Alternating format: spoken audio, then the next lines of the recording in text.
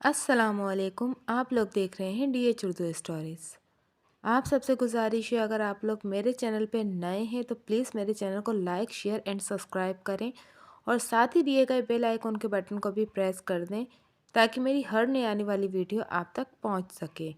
उम्मीद करती हूं कि आज की ये कहानी आपको पसंद आएगी। उस रोज़ मूड खासा ख़राब था। कई बातें मूड ख़राब करने का सबब बन गई थीं। एक केस में जुज़वी नाकामी का सामना करना पड़ा था। एक मौक्कुल से तरक कलामी हो गई थी। एक केस में मुखालिफ पार्टी ने केस ख़राब करने के लिए रिश्वत की पेशकश की थी और मेरे इनकार पर धमकी देकर चली गई थी। इस पर मुस्तज़ाद के ये 3 मुतवक्का मौक्लों ने फ़ीस की ज़्यादती का शिकवा करते हुए अपने केस मेरे सुपुर्द करने से इनकार कर दिया था। इन वजूहात के बावजूद मुझे अपने मूड की ख़राबी पर गुस्सा आ रहा था, क्योंकि ये सब कुछ जुज़्वे कारोबार था और अक्सर ऐसा होता रहता था। मेरा वकीलाना ज़हन मूड की ख़राबी का असल सबब जानने के लिए बेचैन था। 15-20 मिनट के बाद 2 खूबसूरत और फैशनेबल लड़कियां मेरे दफ्तर में दाखिल हुईं। उन्होंने ऊंची एड़ी वाली सैंडलें और जदीद तराज के भड़कीले लिबास पहन रखे थे। एक लड़की ने गॉगल्स पहन रखे थे और वो कद में दूसरी से लंबी थी और खासी शौक मालूम होती थी। रस्मी कलमात के दौरान दराज कद लड़की ने अपना नाम सरवत जमाल और दूसरी ने हुमेरा कमाल बताया। नाम फर्जी मालूम होते थे, मगर मैंने इस बात पर इशू नहीं बनाया। सरवत जमाल ने पूछा, बेग साहब, क्या आप ही वो मिर्ज़ा अमजद बेग हैं जो हर महीने सस्पेंस में अपने कलम का जादू जगाते हैं? जी नहीं, मैंने खुश्क लहजे में कहा। मैं अपना कलम ज़्यादातर दस्तखत करने के लिए इस्तेमाल करता हूँ। अरे ये रावी हैं रावी, हुमेरा ने दबे लफ्ज़ों में कहा। ये कलम नहीं, ज़ुबान चलाते हैं। तो फिर लोग कहना चाहिए कि आप अपनी रिवायतों का जादू जगाते हैं, सरवत जमाल ने कहा। इस सिलसिले में मैंने उसकी बात काटी, क्या तुम किसी केस के सिलसिले में मुझसे मिलना चाहती हो? हुमेरा कमाल ने कहा, यह भी एक तरह का केस ही है। सरवत ने हुमेरा को कोनी मारी, बोली, ये केस मत कहो वरना वकील साहब फीस ठोंक देंगे। फिर वो मुझसे मुखातिब हुई, बेग साहब, हुमेरा एम.ए. सोशियोलॉजी और मैं एम.ए. साइकोलॉजी हूँ। हमें आपकी बातों पर सख्त एतराज़ है और हम इसी सिलसिले में आपसे चंद सवालात करना चाहते हैं। सॉरी, मैं अपने दफ्तर को ऑडिटोरियम नहीं बनाना चाहता। इस गुफ्तगू के लिए आप किसी वक्त घर आ जाएं। आप तो गैर शादीशुदा हैं। मेरा मतलब है कि हम भाभी की मौजूदगी के बगैर आपके घर कैसे आ सकते हैं? मैंने बारी बारी दोनों का जायज़ा लिया, फिर कहा, मैं इतना बदज़ौक़ नहीं हूँ। दोनों ने आंखें फैलाकर एक दूसरे की तरफ देखा। मैंने घड़ी पर नज़र डाली ताकि उन्हें मेरे वक्त का एहसास हो। क्या आपने हमारा मजाक उड़ाया है? सरवत जमाल ने आंखें घुमाकर पूछा। मुझे पतंगबाजी का शौक़ नहीं है, मैंने कहा, और ना ही मैं शौक़ फजूल जुर्रात रंदाना का कायल हूँ। हुमेरा का चेहरा सुर्ख हो गया। गालिबन उसने गालिब का शौक़ फजूल जुर्रात रंदाना वाला शेर सुन रखा था। हमें आपकी इन्हीं बातों पर एतराज़ है। तो उसने कहा, आप लड़कियों के मामले में ख़ुद को बहुत ऊंचा साबित करने की कोशिश करते हैं। यूँ मालूम होता है कि हर हसीना आपको देखते ही आप पर लट्टू हो जाती है और आप हसीनाओं को देखकर ऐसे अनजान बन जाते हैं गोया आपके सीने में दिल ही नहीं हुए। हर हसीना वाली बात ठीक नहीं है, मैंने बेनियाजी से कहा। कुछ हसीनाएं बज़ौक़ भी होती हैं। हुमेरा ने बरहमी से सरवत की तरफ देखा। सरवत ने नाक और मुंह को हाथ से छुपाते हुए हुमेरा की तरफ देखा। वो अपनी हंसी छुपाने की नाकाम कोशिश कर रही थी। फिर दोनों ने बेसाख्ता कहका लगाया और हंसती चली गईं। जब दोनों की हंसी थमी तो सरवत ने अपनी दोस्त का बदला लेने के लिए तंजिया लहजे में पूछा, वकील साहब, बाय द वे, आप इस वकालत से कितने पैसे कमा लेते होंगे? किसी रोज़ अपनी मम्मी को हमारे घर भेज देना। मैंने दोबारा घड़ी पर नज़र डाली। मैं इस प्रपोज़ल पर गौर कर सकता हूँ। दोनों एक बार फिर एक दूसरे की तरफ देखकर हंसने लगीं। इस दफ़ा सरवत जमाल खिसियानी हो गई थी। हुमेरा ने पूछा, आप घड़ी की तरफ क्यों देख रहे हैं? मैं ये जांचने की कोशिश कर रहा हूँ कि सरवत वाकई एम.ए. साइकोलॉजी है या ऐसे ही रौब डालती फिरती है। मैं आपकी इस हरकत का मतलब अच्छी तरह समझ रही हूँ, सरवत जमाल ने कहा। आप हमें ये एहसास दिलाने की कोशिश कर रहे हैं कि आपके पास वक्त बहुत कम है। तुम्हारे बयान में तकनीकी खामी है, मैंने कहा। वक्त दौलत नहीं है जो किसी के पास कम और किसी के पास ज़्यादा हो। वक्त सबके पास एक जैसा होता है। दिन में 24 घंटे हैं और साल में 365 दिन ही होते हैं। हाँ, ये अलग बात है कि कोई वक्त ज़ाया कर देता है और कोई उससे पूरा फ़ायदा उठाता है। بیگ صاحب کا مطلب ہے کہ ہمیں اب دفع ہو جانا چاہیے۔ حمیرہ سنجیدہ ہو گئی اور آؤ چلیں۔ نہیں، میرا ہرگز مطلب نہیں ہے، میں نے کہا۔ اتنے خوبصورت مہمانوں کو رخصت کرتے ہوئے مجھے یقیناً افسوس ہوگا۔ چلیے ایسا کرتے ہیں کہ جب تک کوئی موکل نہیں آتا، جب تک آپ بیٹھیں، آپ کے لیے ٹھنڈا منگواؤں؟ شکریہ، حمیرہ نے کہا۔ پہلے گرم کیا، اب ٹھنڈا کرنے کی کوشش کر رہے ہیں۔ ہمیں نہیں چاہیے ایسا ٹھنڈا۔ پی لو، سروت نے ہولے سے کہا۔ نہیں تو سنجیدہ ہو جائیں گے۔ اب کیا سنجیدہ ہوں گے؟ حمیرہ نے چوٹ کی۔ وہ پہلے ہی تمہارے بارے میں سنجیدہ ہو چکے ہیں۔ دونوں کی آپس میں چل گئی تھی۔ میں نے کولڈ ڈرنک منگوائی اور مسکرا کر دونوں کو پیش کی۔ حمیرہ کا غصہ رفع ہو گیا، میری طرف دیکھتے ہوئے بولی، اللہ، آپ کو تو مسکرانا بھی نہیں آتا ہے۔ سروت جمال نے کہا، یہ اپنی مسکراہٹیں اپنے موکلوں کے لیے بلکہ موکلات کے لیے محفوظ رکھتے ہیں۔ تھوڑی دیر کے بعد ایک بڑے میاں دفتر میں داخل ہوئے، سفید قمیض اور سفید پاجامے میں ملبوس تھے۔ ان کی عمر 60 اور 65 سال کے درمیان معلوم ہوتی تھی۔ ان کے ساتھ ایک معمر عورت بھی تھی جس کی عمر 60 سال کے لگ بھگ تھی۔ اس نے سبز رنگ کی پھولدار ساڑی پہن رکھی تھی۔ دونوں کا اسٹائل اور کلچر بالکل مختلف نظر آتا تھا۔ میں نے دونوں کو کرسی پیش کی اور پوچھا کہ میں ان کی کیا خدمت کر سکتا ہوں۔ چلو چھٹی ہوئی، سروت جمال نے ہولے سے کہا۔ موکل آمد، توکل برخاست۔ بیگ صاحب، میرے کو پہچانا آپ نے؟ معمر شخص نے کہا، میں سیٹھ ولی بھائی رنگون والا ہوں۔ 2 سال پہلے میرا ایک پھراٹ کا کیس آپ نے جیتا تھا۔ ایک کباڑیے نے میرے ساتھ پھراٹ کیا تھا۔ ابھی میں ایک قتل کا کیس آپ کے پاس لے کر آیا ہوں۔ اے بابا، میں نے قتل نہیں کیا، وہ عطیہ بیگم نے کیا ہے۔ قتل کا ذکر اور وہ بھی ایک عورت کے حوالے سے۔ دونوں لڑکیاں چونک کر ولی بھائی کی طرف دیکھنے لگیں۔ 1 منٹ، میں نے ولی بھائی سے کہا اور پھر لڑکیوں سے کہا، تم دونوں سے بڑی اچھی بات چیت رہی، انشاءاللہ پھر کبھی ملاقات ہوگی۔ اگر تم اجازت دو تو میں اپنے موکل سے بات کر لوں۔ سروت جمال تامل کرتے ہوئے بولی، اگر آپ اجازت دیں تو ہم بھی قتل کا قصہ سن لیں۔ سوری، میں نے کہا، یہ میرے اصول کے خلاف ہے، میں آپ کو اس گفتگو میں شامل نہیں کر سکتا۔ کمال ہے، حمیرہ کمال نے کہا۔ وہ جو سسپینس میں آپ کے کارنامے چھپتے ہیں ان کے بارے میں کیا خیال ہے؟ وہ سب کچھ کیس ختم ہونے کے بعد چھپتا ہے اور اس میں نام اور مقامات تبدیل کر دیے جاتے ہیں۔ اے چھوکری، کاہے کو ٹکر کرتی ہے؟ ولی بھائی نے کہا، یہ قتل کا کیس ہے، سنے گی تو رات کو نیند نہیں آئے گی۔ دونوں شکریہ ادا کرتی ہوئی رخصت ہو گئیں۔ ہاں تو ولی بھائی، اب آپ قتل کا واقعہ بتائیں، میں نے کہا۔ اور آپ نے خاتون کا تعارف نہیں کرایا؟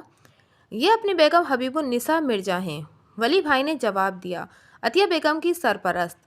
آپ کوئی ایسا جادو کرو کہ عطیہ بیگم باعزت بری ہو جائیں۔ جو کچھ ہوا اس میں اس کا 1% بھی قصور نہیں ہے۔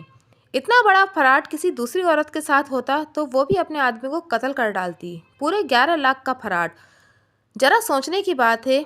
میں نے پیٹ سامنے رکھ لیا اور ولی بھائی سے کہا کہ شروع سے ساری بات بتائیے۔ بیگ صاحب، عطیہ کے ساتھ فراٹ ہی نہیں، ظلم بھی ہوا ہے۔ بیگم مرزا نے کہا، غلطی میری ہے، میں حسانت احمد کو دیکھ کر میرے دل میں شعبہ بھی پیدا ہوا تھا۔ وہ عطیہ سے عمر میں کم تھا اور خوش شکل اور اسمارٹ شخص تھا۔ ملازمت بھی بہت اچھی تھی، اسے عطیہ سے بہتر رشتہ مل سکتا تھا، لیکن میں یہ سوچ کر چپ رہی کہ وہ یقیناً بنگلے کی وجہ سے عطیہ کے ساتھ شادی پر راضی ہوا تھا۔ لیکن یہ بات میرے ذہن میں نہ آئی کہ وہ فراڈ بھی ہو سکتا ہے، اور وہ حقیقتاً دھوکے باز ہی نکلا۔ اس نے شادی کے چند روز بعد عطیہ کا بنگلہ فروخت کر دیا اور ولی بھائی اور بیگم مرزا نے جو تفصیل مل جل کر بتائی تھی اس کا خلاصہ میں اپنے الفاظ میں آپ کے سامنے پیش کر دیتا ہوں۔ 45 سالہ عطیہ بیگم ایک بیوہ خاتون تھی اور واجبی سی شکل و صورت کی مالک تھیں۔ اس کی سب سے بڑی خوبی یہ تھی کہ اس کے پاس سوسائٹی کے علاقے میں ایک بنگلہ تھا جس کی مارکیٹ و مالیت 8 لاکھ روپے تھی۔ اسے امید تھی کہ صاحب جائیداد ہونے کی وجہ سے اسے اچھا رشتہ مل جائے گا۔ انہی دنوں ایک تجارتی کمپنی نے اس کے آس پاس کے چند بنگلے خرید لیے اور اس کا بنگلہ خریدنے کی کوشش بھی کی، لیکن عطیہ بیگم اپنا بنگلہ فروخت کرنے پر راضی نہ ہوئیں۔ مذکورہ کمپنی اس جگہ پر ایک شاپنگ کمپلیکس تعمیر کروانا چاہتی تھی۔ عطیہ بیگم کا بنگلہ اس کے منصوبے کے وسط میں آتا تھا اور اسے خریدے بغیر وہ اپنا منصوبہ مکمل نہیں کر سکتے تھے۔ کمپنی کا نمائندہ جس کا نام حسانت احمد تھا ایک ہوشیار آدمی تھا۔ اس کا کہنا تھا کہ ہر انسان کا کوئی نہ کوئی کمزور پہلو ضرور ہوتا ہے۔ جو شخص راستے کا پتھر بن جائے اس کے کمزور پہلو کو پکڑنا چاہیے۔ اس طریقے سے مشکل انسان کو بھی اپنی مرضی پر چلایا جا سکتا تھا۔ سو اس نے عطیہ بیگم کے کمزور پہلوؤں کو کھوج لگانا شروع کیا۔ چند روز کی کوشش کے بعد اسے پتہ چلا کہ عطیہ بیگم بڑی شدت سے شادی کی خواہش مند ہیں، اور یہ کہ وہ یعنی حسانت احمد اس کی پسند کے عین مطابق ہے۔ اس کے بعد اس کا کام بالکل آسان ہو گیا۔ اس نے خود کو ایک دل گرفتہ اور محبت میں ناکام انسان کی حیثیت سے عطیہ بیگم کے سامنے پیش کیا اور چند ملاقاتوں کے دوران اسے بے وقوف بنانے میں کامیاب ہو گیا۔ 2-3 ہفتوں کے اندر دونوں نے ایک سادہ سی تقریب میں شادی کر لی۔ شادی سے قبل عطیہ بیگم کے متعلق ایک اسکینڈل مشہور ہو گیا تھا جو حسانت کے مقصد میں مزید مہمت ثابت ہوا۔ اس نے شادی کے چند روز بعد عطیہ بیگم کو بنگلہ فروخت کرنے پر راضی کر لیا، لیکن اس دوران اس کی نیت خراب ہو گئی۔ اس نے عطیہ بیگم کا بنگلہ 11 لاکھ میں فروخت کیا اور رقم سمیت امریکہ فرار ہونے کا منصوبہ بنایا۔ سیدھی سادھی عطیہ بیگم کو دھوکہ دینا کچھ مشکل کام نہ تھا۔ حسانت احمد نے گلشن میں 600 گز کا ایک خوبصورت بنگلہ کرائے پر لیا اور اس کا 1 سال کا کرایہ ادا کیا، لیکن عطیہ بیگم کو یہ بتایا کہ وہ بنگلہ اس نے 11 لاکھ میں خرید لیا ہے۔ عطیہ بیگم کو دھوکہ دینے کے لیے ایک جعلی مالک مکان سے اس کی ملاقات کروائی اور خریداری کے جعلی کاغذات تیار کروا کے اس کے حوالے کر دیے۔ اس کے بعد اس نے اپنی سابق سیکریٹری شبنم کے ساتھ خفیہ طور پر شادی کی۔ لاس اینجلس کے ایک اسٹاک بروکر کے نام 10 لاکھ کی ہنڈی تیار کروائی، اپنا اور شبنم کا امریکہ کا ویزا لگوایا، پین ایم میں سیٹیں بک کروائیں اور جہاز پر سوار ہونے کے لیے دونوں الگ الگ ایئرپورٹ پر پہنچ گئے۔ سیٹھ ولی بھائی جو اپنے ایک سٹے کے چکر میں حسانت احمد کے پیچھے لگے ہوئے تھے، ساری صورتحال سمجھ گئے۔ ان کے دل میں ادھیڑ عمر عطیہ بیگم کے لیے ہمدردی پیدا ہوئی۔ انہوں نے عطیہ بیگم کے علاوہ چند متعلقہ افراد کو اس صورتحال سے آگاہ کیا اور پولیس لے کر بروقت ایئرپورٹ پر پہنچ گئے۔ اس وقت جہاز پرواز کے لیے تیار تھا اور نیلی آنکھوں والی حسینہ شبنم، جس نے فقط دولت کے لالچ میں حسانت احمد سے شادی کی تھی، جہاز پر سوار ہو چکی تھی۔ حسانت احمد کسی امکانی خطرے سے بچنے کے لیے عین وقت پر ایئرپورٹ پہنچا تاکہ جاتے ہی جہاز پر سوار ہو جائے، لیکن ڈپارچر لاؤنج کے دروازے پر پولیس اس کے استقبال کے لیے موجود تھی۔ پولیس نے سرسری پوچھ گچھ کے بعد اسے حراست میں لے لیا اور اس کے ہاتھوں میں ہتکڑی ڈال دی۔ اس موقع پر پولیس کے علاوہ وہاں نصف درجن افراد بھی اور موجود تھے۔ ان میں سیٹھ ولی بھائی رنگون والا، گلشن والے بنگلے کا مالک نور الدین راجوانی، حسانت احمد کی کمپنی کا ایم ڈی ایس کے آبدی، ولی بھائی کا ملازم عبدالغفار عرف غفاریہ، عطیہ بیگم اور بیگم مرزا کا بیٹا حامد علی مرزا شامل تھے۔ پھر جو کچھ ہوا ان لوگوں کی آنکھوں کے سامنے ہوا۔ عطیہ بیگم جب چادر اوڑھے کھڑی تھی، غصے سے بری طرح کانپ رہی تھی۔ اس کے سامنے وہ شخص کھڑا تھا جس نے اسے محبت کا فریب دے کر نہ صرف تمام جائیداد سے محروم کر دیا تھا بلکہ زمانے کی ٹھوکروں میں پھینک دیا تھا، اور خود اس کی دولت پر عیش کرنے کے لیے امریکہ جا رہا تھا، اور اسی دولت سے اس نے ایک رنگین مزاج حسینہ بھی خرید لی تھی۔ اچانک اس نے چادر اتار پھینکی اور ہاتھ میں پکڑے ہوئے خنجر سے حسانت احمد پر وار کرنے شروع کر دیے۔ حسانت احمد ہتکڑی کی وجہ سے اپنا دفاع نہ کر سکا اور اس نے زیادہ خون بہہ جانے کی وجہ سے دم توڑ دیا۔ یہ ہے ساری کہانی۔ ولی بھائی بات ختم کرنے کے بعد بولے، عطیہ بیگم ابھی حوالات میں پڑی ہے، پولیس نے 7 دن کا ریمانڈ لے لیا ہے۔ بیچاری بے سہارا اور بیوہ عورت ہے، فیس جیاسی نہ لگانا۔ ولی بھائی، فیس کی بات بعد میں ہوگی۔ میں نے کہا ابھی تو مجھے یہ سوچنا ہے کہ میں کیس لوں یا نہ لوں۔ جیسا کہ آپ نے بتایا ہے کہ واردات بے شمار لوگوں کے سامنے ہوئی ہے، پولیس بھی وہاں موجود تھی، اور مجھے یقین ہے کہ عطیہ بیگم نے اقرار جرم کر لیا ہوگا۔ ایسی صورت میں صرف قتل کے محرکات کا سہارا لیا جا سکتا ہے، صحبت جرم سے انکار ممکن نہیں، اور نہ ہی میں ایسا مشورہ دیا کرتا ہوں۔ خاصا مشکل کیس ہے۔ بیگ صاحب، مشکل نہ ہوتا تو ہم آپ کے پاس کیوں آتے؟ ولی بھائی نے کہا، کسی رنگ روٹ وکیل کو پکڑ لیتے۔ کیس تو آپ کو ہی لینا پڑے گا، آگے جو اللہ کو منظور۔ اللہ کا حکم ہوا تو عطیہ بی بھی چھوٹ جائے گی، کیوں بیگم مرزا؟ وکیل صاحب، اس بات کا تو ہمیں بھی احساس ہے کہ کیس بہت مشکل ہے، بیگم مرزا نے کہا۔ ہم آپ سے یہ نہیں کہتے کہ آپ جھوٹ بول کر عطیہ بیگم کو بری کروانے کی کوشش کریں، آپ سزا میں کمی کروانے کی کوشش تو کر سکتے ہیں۔ ہم ابھی پولیس اسٹیشن سے آ رہے ہیں، میں نے محسوس کیا ہے کہ پولیس کی ہمدردیاں بھی عطیہ بیگم کے ساتھ ہیں، اگرچہ انہوں نے 7 دن کا ریمانڈ لے لیا ہے مگر اسے اف تک نہیں کہا۔ عطیہ بیگم کا کیا حال ہے؟ میں نے پوچھا۔ اس نے پولیس کو کیا بیان دیا ہے؟ اس بیچاری نے کیا بیان دینا ہے؟ وہ تو اپنے ہوش میں نہیں ہے، اس نے تو مجھ تک کو نہیں پہچانا۔ یہ بات امید افزا تھی۔ اگر عطیہ بیگم غیظ شدید کے باعث اپنے حواس کھو بیٹھی تھی تو اس کا فعل قتل امت کے زمرے میں نہیں آتا تھا، اس کی سزا میں کمی کے لیے کوشش کی جا سکتی تھی۔ ٹھیک ہے، میں نے کہا، میں یہ کیس لینے کے لیے تیار ہوں، فیس کی ادائیگی کون کرے گا؟ یہ چوٹ تو میرے کو ہی برداشت کرنا پڑے گی، ولی بھائی نے کہا۔ میں بعد میں عطیہ بیگم کے ساتھ حساب کتاب کر لوں گا، پتہ نہیں اس کے پاس کچھ ہے بھی یا نہیں۔ کتنے پیسوں کا کام ہو جائے گا؟ میں نے انہیں فیس بتائی اور کہا، فی الحال آپ مجھے 5,000 روپے ایڈوانس دے دیں۔ بیگ صاحب कुछ खौफे खुदा करें, इतनी ज़्यादा फीस से तो मेरा इंतकाल भी हो सकता है। वली भाई, ये मेरा पेशा है, रोज़ी का ज़रिया है। मुझे अच्छी आमदनी नहीं होगी तो मैं अच्छी वकालत नहीं कर सकूंगा। आपको मुझसे सस्ता वकील भी मिल सकता है और महंगा भी। फैसला आपके हाथ में है। फीस का मसला छोड़ें, बेगम मिर्ज़ा ने कहा। फीस आपको मिल ही जाएगी, आप काम शुरू करें। मुझे उम्मीद है कि आप हमसे ज़्यादा फीस नहीं लेंगे। वली भाई, आप बेग साहब को 5,000 रुपये दे दें। वली भाई ने कहा। किसी अंदरूनी जेब से नोटों की गड्डी निकाली और 5,000 रुपये गिनकर मेरे सामने रख दिए। उस वक्त मेरे पास ज़्यादा काम नहीं था, लिहाजा मैं वली भाई और बेगम मिर्ज़ा को साथ लेकर थाने पहुंच गया। ऐसे जो थाने में मौजूद नहीं था, तफ्तीशी अफसर ने थोड़ी सी रदोकत के बाद हमें अतिया बेगम से मुलाकात की इजाज़त दे दी। हवालात में एक औरत और भी थी। अतिया बेगम 45-46 साल की एक फरबा अंदाम औरत थी। उसकी आंखों के गिर्द हल्के पड़े हुए थे और चेहरे पर वीरानी पाई जाती थी। उसने फूलदार रेशमी शलवार कमीज पहन रखी थी जो मैल और शकुन आलूद थी। वो सपाट नज़रों से हमारी तरफ देखने लगी। अतिया, ये मिर्ज़ा बेग हैं। बेगम मिर्ज़ा ने मेरा तारुफ करवाते हुए कहा। बहुत अच्छे और तजुर्बेकार वकील हैं। अल्लाह ने चाहा तो तुम बरी हो जाओगी, घबराने की ज़रूरत नहीं है। बेग साहब तुमसे चंद बातें करना चाहते हैं। क्या ये भी मेरे साथ शादी करना चाहते हैं? उसने जज्बात से आरी लहजे में कहा। लेकिन अब क्या फ़ायदा, मेरे पास बंगला तो नहीं है। बंगले के बगैर तो कोई भी शादी नहीं करेगा, बंगला तो बिक गया।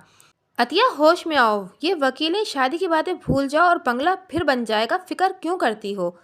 वो तो मर गया, अब बंगला कैसे बनेगा? अब तो मज़ार ही बन सकता है। पैसे कहाँ हैं बंगला बनाने के लिए?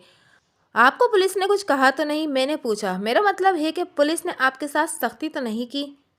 मैंने तो उसको ख़त्म कर दिया है, जान से मार दिया है। अब मुझे किसी चीज़ की ज़रूरत नहीं। वो कहते हैं कि ज़्यादा तकलीफ़ नहीं होती, 5-10 मिनट में जान निकल जाती है, ज़रा सा झटका लगता है और बस, पता भी नहीं चलता। वो सख्त दहशतज़दा थी और फांसी का फंदा अपना मुकद्दर समझ रही थी। दहशत ने उसके हवास छीन लिए थे। उसी तसल्ली की ज़रूरत थी, इस यकीन की ज़रूरत थी कि उसे सजाए मौत नहीं होगी। वो कहते हैं कि 1 लाख रुपए खर्च होंगे और ख़ुद कलामी के अंदर ही बोले जा रही थी। 1 लाख रुपए खर्च होंगे और गर्दन बच जाएगी। मैंने कह दिया है कि ले लेना। 1 लाख रुपए की क्या औकात है?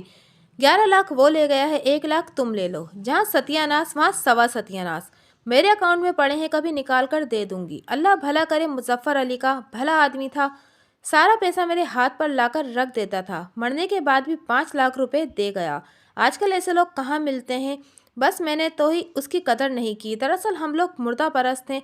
आदमी जिंदा हो तो उसे धक्के देते हैं, मर जाता है तो उसे याद करते हैं। मिसेस मिर्ज़ा, मेरी कब्र मुजफ्फर अली की कब्र के साथ बनवाना। बेगम मिर्ज़ा ने मुझे बताया कि मुजफ्फर अली अतिया बेगम के पहले शौहर का नाम था, जिसका काम के दौरान अचानक हार्ट फेल हो गया था। अतिया बेगम, ज़रा तवज्जो से मेरी बात सुनिए। मैंने एक एक लफ्ज़ ठेर ठेर कर अदा करते हुए कहा। हर कत्ल की सज़ा मौत नहीं होती। अगर कोई शख्स अपनी दिफा करते हुए हमला आवर को कत्ल कर दे तो कानून उसे सज़ा नहीं देता। अगर एक शख्स, जिसका नाम हम अहमद फ़र्ज़ कर लेते हैं, अपनी बीवी को इस हद तक मुश्तइल कर दे कि उसे अपने जज्बात पर काबू न रहे और वह बीवी हालत इश्तियाल में अपने शौहर को मोहलिक ज़रब पहुँचाए, जिससे शौहर की मौत वाक़या हो जाए, तो कानून की नज़र में उसे कत्ले उम्द नहीं कहते। कानून ऐसी बीवी को सजाए मौत नहीं देता। उसकी आंखों में पहली बार शऊर की झलक दिखाई दी। वो कई लम्हों तक गौर से मेरी तरफ देखती रही। अच्छा, ऐसा भी होता है? बिलाखिर उसने पूछा। आप मुझे झूठी तसल्ली तो नहीं दे रहे? नहीं, मैंने पूरे यकीन के साथ कहा। मैं अपने मौक्लों को झूठी तसल्लियाँ नहीं दिया करता। आप बेगम मिर्ज़ा से पूछ लें कि पहले मैंने आपका केस लेने में तामुल किया था, लेकिन जब मुझे उम्मीद की किरण नज़र आई तो मैंने केस ले लिया। आप घबराएं नहीं, इंशाअल्लाह सब ठीक हो जाएगा। अचानक उसने बेगम मिर्ज़ा के दोनों हाथ थाम लिए और फूट फूट कर रोने लगी। मिसेस मिर्ज़ा, मुझे बचा ले, मैं मरना नहीं चाहती। उसने रोते हुए कहा। मुझे फांसी पर लटकने से बचा ले, मैं ज़िंदा रहना चाहती हूँ। उसे पहली बार उम्मीद की किरण नज़र आई थी और उसने रोना शुरू कर दिया था, और ये रोना उसके लिए बहुत ज़रूरी था, वरना उसका दिमागी तवाज़ुन भी बिगड़ सकता था। दहशत के बायस वो पागल भी हो सकती थी। बेगम मिर्ज़ा ने सलाखों पर हाथ डालकर उसका कंधा थपथपाया और उसके बालों में हाथ फेरते हुए बोली। फिक्र नहीं करो मेरी चंदा, अल्लाह ने चाहा तो अगली पेशी पर तुम्हारी ज़मानत हो जाएगी। सेठ वली भाई तुम्हारी ज़मानत देने के लिए तैयार हैं। बेचारे बहुत नेक आदमी हैं, तुम्हारे लिए बड़ी भाग दौड़ कर रहे हैं। कहते हैं कि अगर नगद ज़मानत देना पड़ी तो ये नगद ज़मानत भी दे देंगे। अल्लाह इनको जज़ाए खैर दे। अतिया बेगम ने नमनाक आंखों से वली भाई की तरफ देखा। उसे पहली बार वली भाई की मौजूदगी का एहसास हुआ था, लेकिन वली भाई उसकी वक्त दूसरी तरफ मुंह करके अपने आंसू पहुंच रहे थे। अतिया बेगम की हालत ने उसे अश्क बार कर दिया था। मैंने अतिया बेगम से पूछा कि ये 1 लाख रुपए की क्या बात है, किसने आपसे 1 लाख रुपए तलब किए हैं? कोई वर्दी वाला था, उसने जवाब दिया। कह रहा था कि अगर मैं 1 लाख रुपए कर दूं तो वो कोई हल्की दिफा लगा देंगे। तो ये बात है, मैंने कहा। उन्होंने इसीलिए रिमांड लिया है।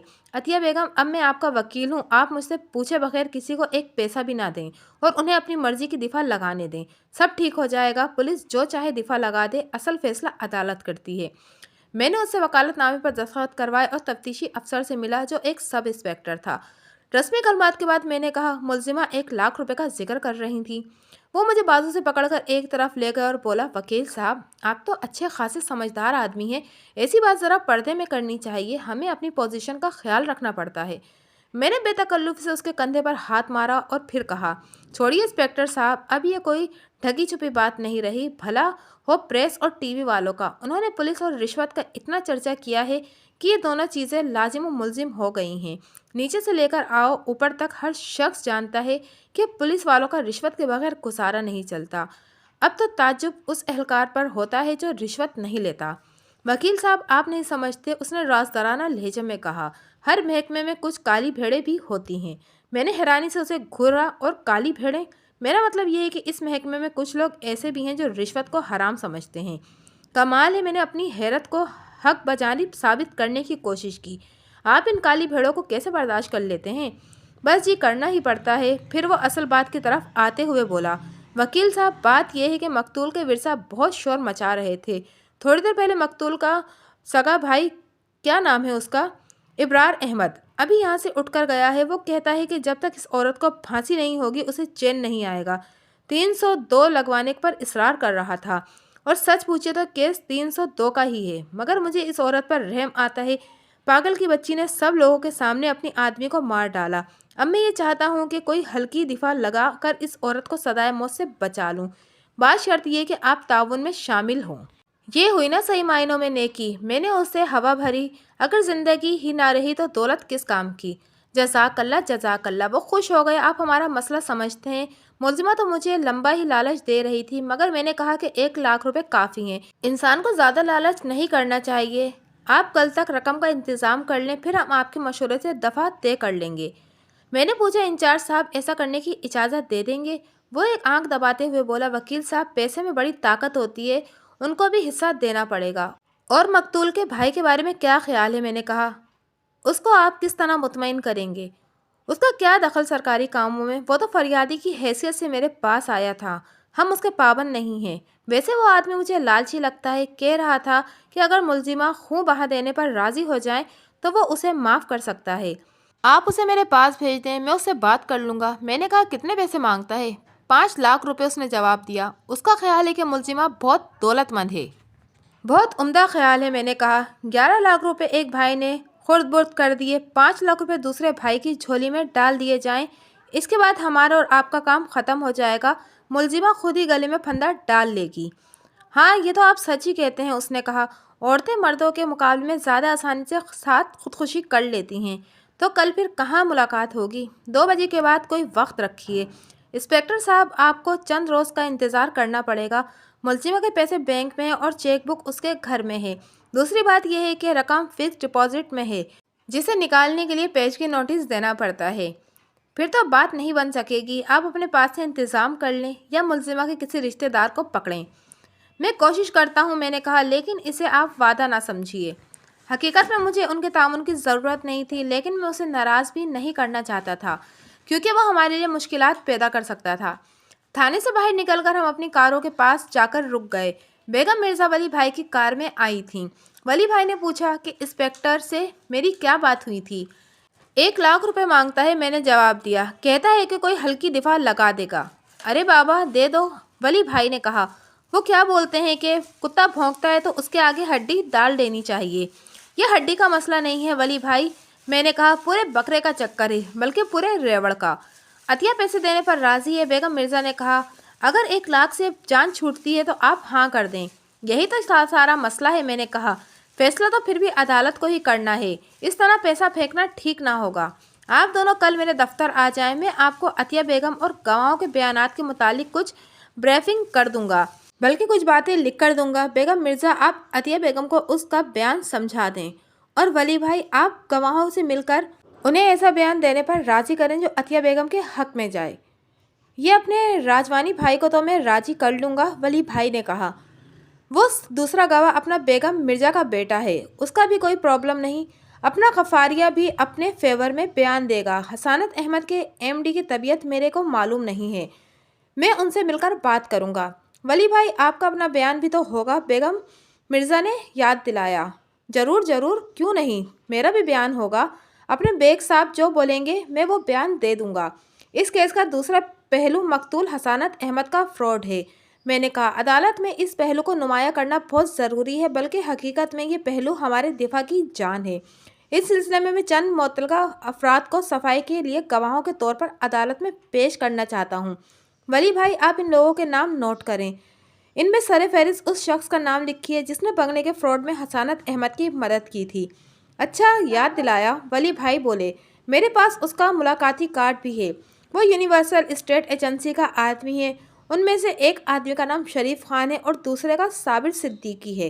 ایک نام شبنم کے باپ کا اور اس نکاح خواہ کا لکھیے جس نے شبنم اور حسانت احمد کا نکاح پڑھایا تھا۔ یہ لوگ خوشی سے بیان دینے پر تیار نہیں ہوں گے، ان پر قانونی کارروائی کا دباؤ ڈالنا پڑے گا۔ آپ ان 4 افراد کو میرے پاس لے آئیں، میں انہیں راضی کر لوں گا۔ اور ہاں، عطیہ بیگم کو کوئی رشتہ دار نہیں ہے؟ 2 بھائی ہیں صرف، بیگم مرزا نے جواب دیا۔ دونوں امریکہ میں سیٹل ہو چکے ہیں۔ میں انہیں اطلاع دینا چاہتی ہوں مگر عطیہ نہیں مانتی، کہتی ہے کہ ایک تو اس رشتہ داروں میں بدنامی ہوگی اور دوسرے بھائیوں کا پیسہ اور وقت ضائع ہوگا۔ میرے پاس ان کا پتہ نہیں ہے، ورنہ میں انہیں ضرور خط لکھ دیتی۔ خیر، آپ کی موجودگی میں رشتہ داروں کی ضرورت نہیں ہے، میں نے کہا اور اپنی کار میں جا بیٹھا۔ آپ کل 2 بجے میرے دفتر میں آ جائیے۔ انہوں نے اگلے روز ملنے کا وعدہ کیا اور رخصت ہو گئے۔ دفتر پہنچ کر مجھے احساس ہوا کہ میرا موڈ بہت اچھا ہو چکا تھا۔ میں نے الماری سے فائلوں کا پلندہ نکالا اور اپنے کام میں مصروف ہو گیا۔ اگلے روز بیگم مرزا اور ولی بھائی حسب وعدہ میرے دفتر پہنچ گئے۔ اس عرصے میں نے عطیہ بیگم اور گواہوں کے بیانات کا خاکہ تیار کر لیا تھا، ضروری نکات بھی نوٹ کر لیے تھے۔ میں نے دونوں کو تحریری بیان دے دیے اور زبانی بھی سمجھا دیا۔ ان بیانات کی تفصیل آپ کو آگے چل کر معلوم ہو جائے گی۔ اسی روز شام کے وقت 2 افراد میرے دفتر میں وارد ہوئے۔ دونوں شلوار قمیض میں ملبوس تھے اور زیادہ پڑھے لکھے نہیں لگتے تھے۔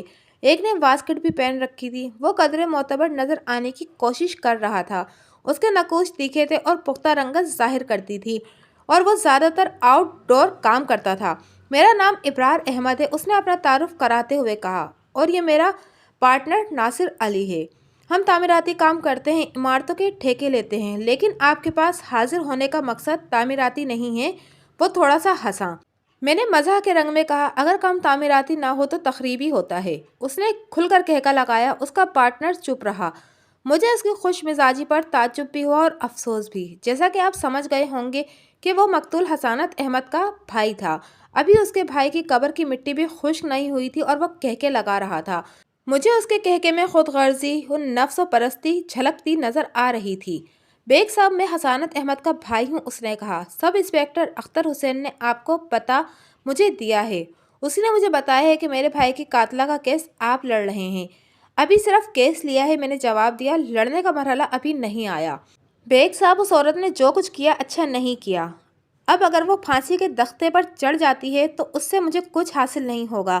میرا بھائی تو زندہ نہیں ہو سکتا۔ میں آپ کے پاس اس لیے حاضر ہوا ہوں کہ اگر وہ عورت مناسب ہو بہا ادا کر دے تو ہم اس کیس کو مل جل کر رفع دفع کر دیں گے، اور میرا مطالبہ شریعت کے عین مطابق بھی ہے۔ میں مولوی صاحب سے مشورہ کرنے کے بعد ہی آپ کے پاس آیا ہوں۔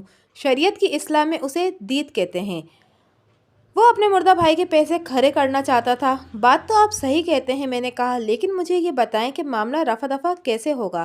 جناب کچھ نہ کچھ کر ہی لیں گے، پولیس بھی ساتھ دینے پر تیار ہے، کچھ رقم ان کو بھی دینا پڑے گی۔ آپ اپنی بات کریں، میں نے کہا۔ آپ کتنی رقم لیں گے؟ مانگنے کا تو میں بہت کچھ مانگ سکتا ہوں، لیکن مجھے اس عورت کے ساتھ ہمدردی ہے۔ بہرحال وہ میرے بھائی کی بیوی تھی، میں صرف 5 لاکھ روپے لوں گا، اور یہ بات جانتا ہوں کہ وہ اب اتنی رقم دے سکتی ہے۔ مجھے اس کی باتیں سن کر غصہ تو بہت آ رہا تھا، مگر میں نے ضبط سے کام لیتے ہوئے کہا، ابرار صاحب، آپ کو یہ بات تو یقیناً معلوم ہو چکی ہوگی کہ قتل کا محرک کیا تھا۔ بیگ صاحب میں کوئی سراغ رسا تو نہیں ہوں، اور دوسری بات یہ ہے کہ حسانت سے میرے زیادہ مراسم نہیں تھے۔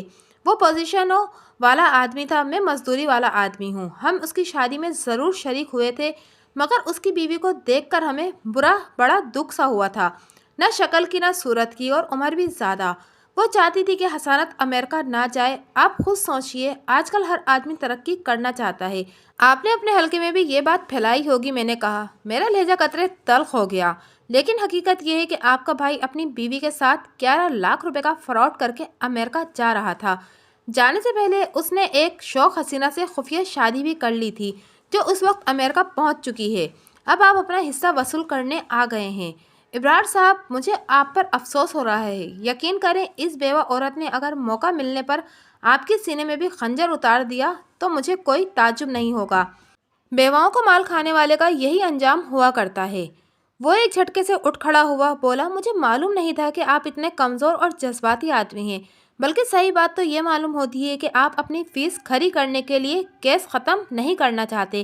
اور جاتے جاتے یہ بات بھی سن لیں، اس نے منہ پر ہاتھ پھیرا، اگر میں نے اس خونی بیوہ کو سولی پر نہ چڑھوا دیا تو میرا نام بھی ابرار احمد نہیں، 302 کا کیس بنواؤں گا، کراچی کا سب سے بڑا وکیل کروں گا جو آپ کے چھکے چھڑوا دے گا۔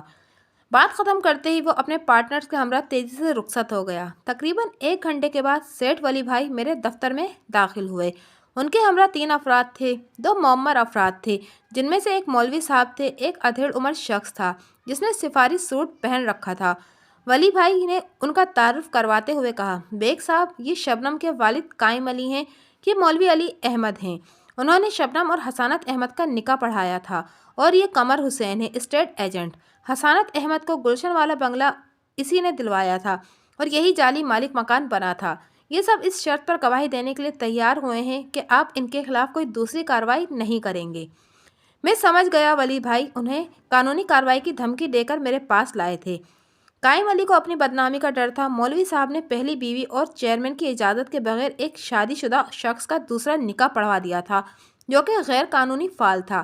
اسٹیٹ ایجنٹ قمر حسین نے جعلی مالک مکان بن کر ایک عورت کو دھوکہ دیا تھا، اور غالباً اس نے جعلی دستاویزات تیار کرنے میں بھی حسانت احمد کی مدد کی تھی۔ رسمی بات چیت کے بعد مولوی صاحب نے کہا، وکیل صاحب، میں نے اللہ کو جان دینی ہے، یقین کریں مجھے اس بات کا قطعاً کوئی علم نہیں تھا کہ حسانت احمد پہلے سے شادی شدہ ہے۔ اس نے اپنے آپ کو کنوارا ظاہر کیا تھا۔ غیب کا علم تو صرف اللہ تبارک تعالیٰ کو ہے۔ میں نے اس کی بات پر یقین کر لیا اور نکاح پڑھا دیا۔ ہمیں بھی اس بات کا علم نہیں تھا، وہ شبنم کے باپ قائم علی نے کہا۔ میں اتنا احمق نہیں تھا کہ اپنی بچی کو ایک شادی شدہ شخص کے پلے باندھ دیتا، اور پھر میری بچی ماشاءاللہ لاکھوں میں ایک ہے، اس کے لیے رشتوں کی کوئی کمی نہیں تھی۔ میں نے ولی بھائی کی دھمکی کو ذہن میں رکھتے ہوئے کہا، بات یہ ہے کہ ملزمہ کے لواحقین آپ لوگوں کے خلاف قانونی کارروائی کرنے کی باتیں کر رہے ہیں، لیکن آپ ملزمہ کی دفاع کے سلسلے میں ہمارے ساتھ تعاون کریں گے تو ہم آپ کے خلاف کوئی دوسری کارروائی نہیں کریں گے۔ مولوی صاحب نے پوچھا، آپ ہم سے کس قسم کا بیان چاہتے ہیں؟ میں نے تینوں کو ان کے بیانات سمجھا دیے۔ ان بیانات کا ذکر آگے آئے گا۔ 7 دن کا ریمانڈ پورا ہونے کے بعد پولیس نے عطیہ بیگم کو عدالت میں پیش کیا اور مزید 7 دن کا ریمانڈ طلب کیا۔ عدالت میں سرکاری وکیل کے علاوہ ایک اور وکیل بھی تھا جس کا نام مصطفیٰ علی تھا۔ وہ بھی استغاثہ کی طرف سے پیش ہوا تھا۔ میں سمجھ گیا تھا کہ اسے ابرار احمد نے وکیل کیا تھا۔ اس کا مطلب یہ تھا کہ اس نے کھوکھلی دھمکی نہیں دی تھی۔ مصطفیٰ علی ہائی کورٹ کا وکیل تھا اور اس کا شمار بڑے وکیلوں میں ہوتا تھا۔ اس نے ریمانڈ کے حق میں دلائل دیتے ہوئے کہا، جناب والا، ملزمہ پولیس کے ساتھ تعاون کرنے سے گریز کر رہی ہے۔ انکوائری آفیسر نے مجھے بتایا کہ ملزمہ اپنے وکیل کے ایما پر خود کو فاطر العقل ثابت کرنے کی کوشش کر رہی ہے، اور ابھی تک اس نے بیان بھی نہیں دیا۔ جناب عالی، مجھے فاضل وکیل کے اس ریمارک پر اعتراض ہے کہ ملزمہ میرے ایما پر خود کو فاطر العقل ثابت کرنے کی کوشش کر رہی ہیں۔ کیا میں موصوف سے پوچھ سکتا ہوں کہ ان کی معلومات کا ذریعہ اور ثبوت کیا ہے؟ موکل ہمیشہ اپنے وکیل کی ہدایت پر عمل کرتا ہے، اس نے کہا، اور یہ ایک ایسی بات ہے جس کے لیے ثبوت کی کوئی ضرورت نہیں۔ جناب عالی، میں نے اپنے موکلوں کو کبھی پاگل بننے کا مشورہ نہیں دیا۔ ہو سکتا ہے کہ فاضل وکیل ایسا کرتے ہوں۔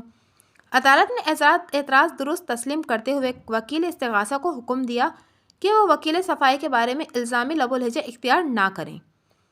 میں نے موقع سے فائدہ اٹھاتے ہوئے کہا، جناب عالی، میری موکلہ عدالت میں موجود ہیں، آپ اس سے سوال جواب کر کے اس کی ذہنی کیفیت کا اندازہ لگا سکتے ہیں۔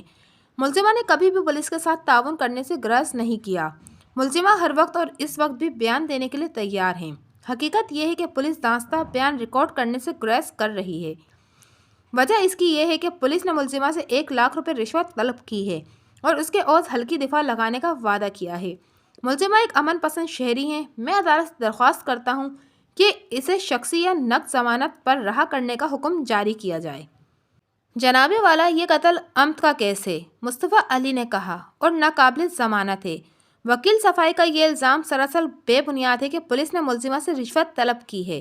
حقیقت یہ ہے کہ ملزمہ نے از خود تفتیشی افسر کو رشوت کی پیشکش کی تھی اور ہلکی دفاع لگوانے کی خواہش کی تھی، لیکن ایماندار تفتیشی افسر نے رشوت کی پیشکش کو ٹھکرا دیا۔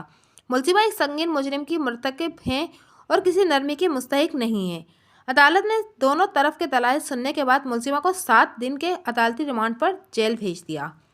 مصطفیٰ علی نے فاتحانہ نظروں سے میری طرف دیکھا اور اپنے موکل ابرار احمد سے کچھ بات کرنے کے لیے بہت تیزی سے رخصت ہو گیا۔ ابرار احمد میرے قریب آ کر سلام کیا اور بولا، بیگ صاحب، اس روز ہماری بات ادھوری رہ گئی تھی۔ میں آپ کو یہ بتانا بھول گیا کہ اگر ملزمہ دیت دینے پر تیار ہو جاتی تو جو رقم مجھے ملی اس میں سے 5% آپ کا حصہ ہوگا۔ 5% کا مطلب یہ ہے کہ 5 لاکھ پر 25,000۔ دراصل اس بات کی میں آپ کی طرف سے توقع کر رہا تھا۔ میں نے اسے گھورتے ہوئے کہا، معلوم ہوتا ہے کہ آپ کا کاروبار کچھ اچھا نہیں چل رہا۔ خیر، کاروبار تو برا بھی نہیں ہے۔ اس نے پر امید نظروں سے میری طرف دیکھا۔ دراصل میں کاروبار کو وسعت دینا چاہتا ہوں۔ میں نے ہمدردانہ انداز میں اس کے کندھے پر ہاتھ رکھا اور کہا، ابرار احمد، ذرا غور سے میری بات سننا۔ تمہارے بھائی کا نام حسانت احمد تھا۔ حسانت کے معنی ہیں نیکیاں، لیکن تمہارے بھائی بدیوں کا کمر بستہ تھا، اس لیے وہ اپنے خون میں رنگین کیا گیا۔ اس کا خون اس زمین میں جذب ہوا۔ میں نے فرش پر پیر مارا اور اس لمحے کا تصور کرو جب وہ زمین پر پڑا دم توڑ رہا تھا۔ اس وقت اسے ایک بیوہ عورت سے ہتھیائے ہوئے 11 لاکھ روپے یاد نہیں آ رہے ہوں گے، بلکہ اپنی بدعمالیاں یاد آ رہی ہوں گی۔ وہ اس میں بمسمہ تھا۔ اب تم بھی اس کے نقش قدم پر چل رہے ہو۔ ابرار نیک لوگوں کو کہتے ہیں، مگر تم برے لوگوں والا کام کرنا چاہتے ہو۔ دیکھو، ان عدالتوں میں کامیابی اور ناکامیاں بے معنی ہیں۔ سب سے بڑا جج اوپر بیٹھا ہے۔ انسان کو اس سے قاضی القضات سے ڈرنا چاہیے، جس کے فیصلوں کے خلاف کہیں اپیل نہیں کی جا سکتی۔ یاد رکھو، اگر تمہیں اس مظلوم بیوہ کا پیسہ مل گیا تو نہ صرف تمہارا کاروبار بلکہ تم خود بھی تباہ ہو جاؤ گے۔ اس نے اپنے کندھے سے میرا ہاتھ جھٹک دیا اور 2 قدم پیچھے ہٹ کر غصیلی نظروں سے مجھے گھورنے لگا۔ مجھے نہیں معلوم تھا کہ آپ کے اندر ملا چھپا ہوا ہے، اس نے نفرت سے کہا۔ بیگ صاحب، اس دنیا میں دولت ہے تو سب کچھ ہے۔ دولت مند کے پاس جنت بھی ہے اور عیش بھی ہے، لیکن میرا خیال ہے کہ آپ کو اس مظلوم بیوہ سے کوئی ہمدردی نہیں ہے۔ آپ نہیں چاہتے کہ اس کی گردن بچ جائے۔ میں نے افسردگی سے سر ہلایا اور وہاں سے رخصت ہو گیا۔ اگلی چند پیشیوں کے دوران کچھ نہیں ہوا۔ نہ تو پولیس نے چالان پیش کیا اور نہ ہی عطیہ بیگم کی ضمانت ہوئی۔ اس معاملے میں مصطفیٰ علی یقیناً کامیاب رہا تھا۔ اس نے ملزمہ کی ضمانت نہیں ہونے دی تھی۔ عطیہ بیگم کی ابتدائی دہشت ختم ہو گئی تھی اور اس کے اندر حالات سے مقابلہ کرنے کی ہمت بھی پیدا ہو گئی تھی۔ اس نے ولی بھائی کے مشورے پر راجوانی کا بنگلہ خالی کر دیا تھا اور گھر کا بھاری سامان فروخت کروا دیا تھا۔ راجوانی نے اس کے ساتھ تعاون کرتے ہوئے 10 مہینے کا کرایہ واپس کر دیا۔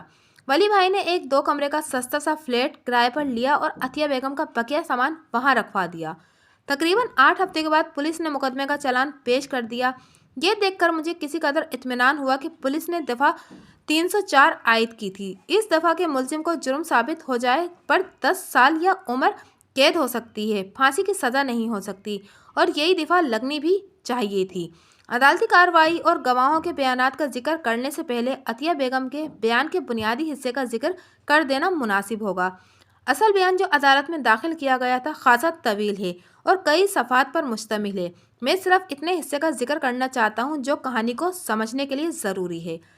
عطیہ بیگم کے بیان کے مطابق اس جہاز کی روانگی سے 2.5-3 گھنٹے پہلے یہ خبر ملی کہ اس کا شوہر حسانت احمد اس کے بنگلے کی فروخت سے حاصل ہونے والی 11 لاکھ روپے سمیت امریکہ فرار ہو رہا ہے۔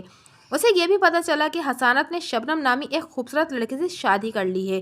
اس خبر نے اس کے اندر شدید اشتعال پیدا کر دیا، کیونکہ وہ اپنے شوہر سے نہ صرف محبت کرتی تھی بلکہ اس پر بے پناہ اعتماد بھی کرتی تھی۔ پہلے تو اسے یقین ہی نہیں آ رہا تھا، لیکن جب وہ پولیس کے ہمراہ ایئرپورٹ پہنچی اور اس نے اپنی آنکھوں سے حسانت احمد کو فرار ہوتے دیکھا تو اس کے ہوش و حواس کے ساتھ چھوڑ دیا۔ پکڑے جانے کے باوجود جب حسانت احمد نے پولیس افسر کے ساتھ سودے بازی شروع کر دی تو وہ ڈری کہ کہیں پولیس افسر رشوت لے کر حسانت کو باہر لے جانے کی اجازت نہ دے دیں۔ اس صورتحال کے پیش نظر وہ اپنے شوہر کو روکنے کا کوئی طریقہ سوچنے لگی۔ تبھی اسے عبدالغفار اور غفاریہ کی جیب میں خنجر کا دستہ جھانکتا ہوا نظر آیا۔ اس کے ذہن میں فوراً یہ بات آئی کہ وہ اپنے شوہر کو زخمی کر دے تو وہ یقینی طور پر جہاز میں سوار ہونے کے قابل نہیں رہے گا۔ یہ خیال آتے ہی اس نے غفاریہ کی جیب سے خنجر نکالا اور اپنے شوہر پر وار کرنے شروع کر دیے۔ یہ عطیہ بیگم کے بیان کا بنیادی حصہ تھا جس کے آگے بھی ذکر آئے گا۔ ممکن ہے کہ کچھ قارئین کو اس بیان میں کچھ کمی پیشی نظر آئے، اس لیے اتنا عرض کر دینا ضروری سمجھتا ہوں کہ کبھی کبھی حقیقت کو قانون کے مطابق کرنے کے لیے تھوڑا سا تصرف بھی کرنا پڑتا ہے۔ قانون داں اور قانون پر نظر رکھنے والے دوست میرا نقطہ سمجھ جائیں گے۔ اب شہادتوں کی طرف آ جائیں۔ پولیس نے موقع کے 8 گواہوں کے نام عدالت میں پیش کیے تھے۔ ان کے نام یہ ہیں: انسپکٹر شبیر حسین، کانسٹیبل کرم علی، ٹیکسی ڈرائیور شکور خان، حامد علی مرزا، عبدالغفار عرف غفاریہ، ایس کے آبدی، مینیجنگ ڈائریکٹر امپرل کمپلیکس کمپنی نور الدین راجوانی، اور سیٹ ولی بھائی رنگون والا۔ جب دیگر کارروائیاں ختم ہونے کے بعد گواہوں کی باری آئی تو میں نے عدالت سے استدعا کی کہ استغاثہ کے گواہوں کی شہادتیں ایک ہی دن میں نمٹا دی جائیں تاکہ استغاثہ بھگتائے جانے والے گواہوں کے بیانات اور ان پر کی جانے والی جرح کی روشنی میں بقیہ گواہوں کے بیانات میں ترمیم و اضافہ نہ کر سکیں۔ عدالت نے وکیل استغاثہ سے پوچھا کہ کیا وہ اپنے گواہوں کو اگلی پیشی پر حاضر کر سکتے ہیں؟ جناب عالی، ایسا ممکن نہیں ہے، وکیل استغاثہ مصطفیٰ علی نے جواب دیا۔ 8 گواہوں کو ایک ساتھ حاضر کرنا بہت مشکل ہے۔ انسان کو کئی قسم کی مجبوریاں پیش آ سکتی ہیں۔ دوسری بات یہ کہ اتنے سارے گواہ ایک دن میں بھگتانے بہت مشکل ہیں، خصوصاً اس وجہ سے بھی کہ بیگ صاحب طویل جرح کرنے میں مشہور ہیں۔ بد اچھا، بدنام برا۔ میں نے کہا میں ضرورت سے زیادہ ایک سوال بھی نہیں کرتا، ہم گواہوں کو سمن بھیج دیتے ہیں۔ جج نے کہا اگر ایک دن میں شہادتیں مکمل نہ ہوئی تو مسلسل پیشیوں سے انہیں نمٹا لیا جائے گا۔ آپ بھی گواہوں کو اگلی پیشی پر حاضر ہونے کی تاکید کر دیں۔ اس کے بعد جج نے 15 دن کی تاریخ دے دی۔ اگلی پیشی پر 8 میں سے 5 گواہ حاضر ہوئے تھے۔ انسپکٹر شبیر حسین، کانسٹیبل کرم علی اور ایس کے آبدی حاضر نہیں ہوئے تھے۔ وکیل استغاثہ 3 گواہوں کی غیر حاضری کو جواز بنا کر تاریخ لینا چاہتا تھا، لیکن میں نے مقدمے کی سماعت پر اصرار کرتے ہوئے کہا کہ غیر حاضر گواہوں کی وجہ سے حاضر گواہوں کو تکلیف نہیں ہونی چاہیے۔ عدالت نے میرا موقف تسلیم کرتے ہوئے پہلے گواہ کو بلانے کا حکم دیا۔ پہلا گواہ عبدالغفار عرف غفاریہ کٹہرے میں آیا اور حلف اٹھانے کے بعد اس نے عدالت کو بتایا کہ 3 اپریل کو وہ اپنے سیٹ ولی بھائی کے ہمراہ ایئرپورٹ پر موجود تھا۔ وہاں اس کی موجودگی کا سبب یہ تھا کہ مقتول حسانت احمد، جس نے اپنی بیوی کا بنگلہ فروخت کر کے رقم دبا لی تھی، چوری چھپے امریکہ فرار ہو رہا تھا اور ولی بھائی کو اس فرار کا علم ہو گیا تھا۔ وہاں پر چند دیگر افراد کے علاوہ پولیس بھی موجود تھی۔ انسپکٹر نے حسانت احمد کو اس وقت روکا جب وہ ڈپارچر لاؤنج میں داخل ہو رہا تھا۔ دونوں ایک طرف ہو کر باتیں کرنے لگے۔ اسی اثنا میں سپاہی نے حسانت احمد کے ہاتھوں میں ہتکڑی ڈال دی۔ عبدالغفار نے اپنے بیان میں مزید کہا کہ اچانک عطیہ بیگم نے اس کی پتلون کی جیب سے خنجر نکال لیا اور اپنے شوہر پر حملہ کر دیا۔ اس کے ساتھ ہی وہاں افراتفری مچ گئی۔ تھوڑی دیر کے بعد حسانت احمد فرش پر گر گیا۔ انسپکٹر نے عطیہ بیگم سے خنجر چھین لیا اور اسے قابو میں کر لیا۔ عبدالغفار کا بیان سنتے ہی مصطفیٰ علی کے چہرے پر الجھن نمودار ہو گئی۔ اس کا بیان ختم ہوتے ہی وہ آگے آیا اور قدرے برہمی سے پوچھا، مسٹر عبدالغفار، تم نے پولیس کو جو بیان دیا ہے اس میں خنجر کا کوئی ذکر نہیں ہے۔ سر، پولیس نے مجھ سے خنجر کے بارے میں پوچھا ہی نہیں تھا، اس نے جواب دیا۔ میں نے خود اس لیے ذکر نہیں کیا کہ کہیں پولیس مجھے غیر قانونی اسلحہ رکھنے کے جرم میں گرفتار نہ کر لے۔ تم نے یہ خنجر کہاں سے لیا تھا اور جیب میں لے کر کیوں پھر رہے تھے؟ یہ خنجر سیٹ ولی بھائی کا ہے، انہوں نے مجھے رکھنے کے لیے دیا تھا۔ وکیل استغاثہ نے جج سے کہا، جناب عالی، یہ وکیل صفائی کا سکھایا ہوا بیان معلوم ہوتا ہے، پورے چلان میں اس بات کا کوئی ذکر نہیں ہوا۔ جناب والا، مجھے وکیل استغاثہ کے لیے بنیاد الزام پر اعتراض ہے۔ میں نے کہا، عبدالغفار استغاثہ کے اہم گواہوں میں سے ایک ہے، اگر وکیل استغاثہ کو اپنے ہی گواہوں پر اعتماد نہیں ہے تو پھر وہ کیس کیسے لڑیں گے؟ جج نے وکیل استغاثہ سے کہا کہ وہ اس قسم کے ریمارک پاس کرنے سے گریز کریں۔ مصطفیٰ علی نے سر جھٹکا اور گواہ سے پوچھا، تمہیں یہ کیسے پتا چلا کہ حسانت احمد اپنی بیوی کے رقم کے ساتھ فرار ہو رہا ہے؟ یہ بات پہلے ولی سیٹھ نے مجھے بتائی تھی، اس کے بعد میں عطیہ بیگم کی زبان سے بھی یہی بات سنی تھی۔ مسٹر عبدالغفار، تمہارے سیٹھ ولی بھائی کا ملزمہ سے کیا تعلق ہے اور ان کو یہ بات کیسے معلوم ہوئی کہ مقتول فرار ہو رہا ہے؟ سیٹھ ولی بھائی ملزمہ کے پڑوسی ہیں، یہ بات انہی کو معلوم ہوگی کہ انہیں مقتول کے فرار کا کیسے علم ہوا تھا۔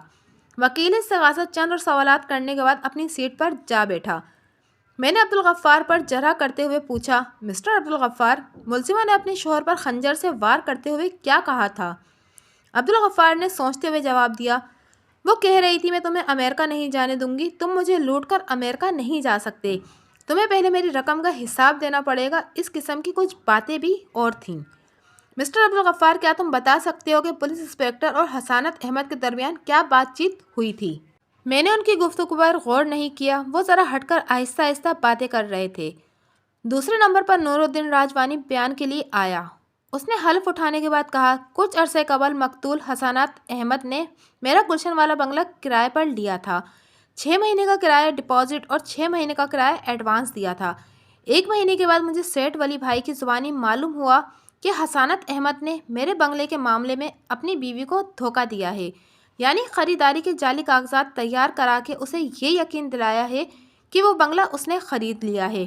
مجھے اس فراڈ سے کسی قسم کا کوئی اندیشہ نہیں تھا، کیونکہ حسانت احمد نے میرے ساتھ کرائے کا ایگریمنٹ کیا تھا، جس پر میں اس کے اور گواہوں کے دستخط موجود تھے۔ پھر میں بھی ولی بھائی کے اصرار پر اور انسانی ہمدردی کے خیال سے ان کے ساتھ ہو لیا۔ ہم پہلے عطیہ بیگم کے پاس گئے، اسے ساری بات بتائی، پھر اس کے ساتھ پولیس اسٹیشن گئے اور پولیس کو ساتھ لے کر ایئرپورٹ پہنچ گئے۔ وہاں پولیس نے حسانت احمد کو پوچھ گچھ کے لیے روک لیا۔ اتنے میں عطیہ بیگم نے اچانک حسانت احمد پر حملہ کر دیا۔ اس وقت میرا دھیان دوسری طرف تھا۔ شور سن کر میں نے ہنگامے کی طرف دیکھا تو اس لمحے حسانت احمد نیچے گر رہا تھا اور انسپکٹر عطیہ بیگم کو قابو کرنے کی کوشش کر رہا تھا۔ اس کا بیان ختم ہوا تو وکیل استغاثہ نے پوچھا، راجوانی صاحب، جب ملزمہ آپ کے ساتھ روانہ ہوئی تو اس کے پاس کیا کچھ تھا؟ میں نے ایک پرس کے علاوہ اس کے پاس کوئی چیز نہیں دیکھی، راجوانی نے جواب دیا۔ کیا اس کے دونوں ہاتھ نظروں کے سامنے تھے یا ایک ہاتھ اس نے چھپا رکھا تھا؟ وکیل صاحب، میں اتنے غور سے عورتوں کی طرف دیکھنے کا عادی نہیں ہوں۔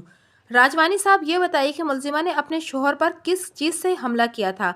میرا خیال ہے کہ وہ خنجر ہی تھا، کیونکہ میں نے انسپکٹر کو ملزمہ کے ہاتھ سے خنجر چھینتے دیکھا تھا۔ وکیل استغاثہ نے کہا، آپ کہتے ہیں کہ آپ نے ملزمہ کے پاس پرس کے علاوہ کوئی چیز نہیں دیکھی، کیا آپ کے خیال میں ملزمہ نے وہ خنجر اپنے پرس میں چھپا رکھا تھا؟ میں نے اٹھ کر فوراً اعتراض کیا، جناب والا، مجھے اعتراض ہے، حقائق کا گواہ کے خیالات سے کوئی تعلق نہیں ہے۔ جج نے وکیل استغاثہ سے تشریح طلب کیے بغیر ہی اعتراض درست تسلیم کر لیا۔ وکیل استغاثہ نے سوال کے الفاظ تبدیل کرتے ہوئے پوچھا، راجوانی صاحب، یہ بتائیے کہ ملزمہ نے خنجر کہاں سے لیا تھا؟ یہ بات میرے علم میں نہیں ہے، راجوانی نے کہا، اس لیے معذرت چاہوں گا۔ راجوانی صاحب، ملزمہ نے اپنے شوہر پر حملہ کرتے وقت کچھ کہا تھا یا خاموش رہی تھی؟ وہ چیخ چیخ کر کچھ کہہ رہی تھی، جس کا مفہوم جو میری سمجھ میں آیا وہ یہ تھا کہ وہ حسانت احمد کو امریکہ جانے سے منع کر رہی تھی اور اپنی رقم کا حساب مانگ رہی تھی، کچھ اسی قسم کی باتیں کر رہی تھی۔ مصطفیٰ علی نے برا سا منہ بنایا اور اپنی سیٹ پر جا بیٹھا۔ میں اٹھ کر آگے گیا اور کہا، راجوانی صاحب، میں آپ سے صرف ایک سوال کرنا چاہتا ہوں۔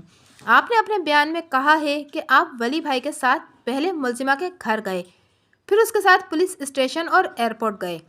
کیا اس تمام عرصے میں آپ نے ملزمہ کے ہاتھ میں کوئی خنجر یا مہلک ہتھیار دیکھا تھا؟ جی نہیں، میں نے اس کے ہاتھ میں کوئی ہتھیار نہیں دیکھا۔ شکریہ راجوانی صاحب، مجھے اور کچھ نہیں پوچھنا۔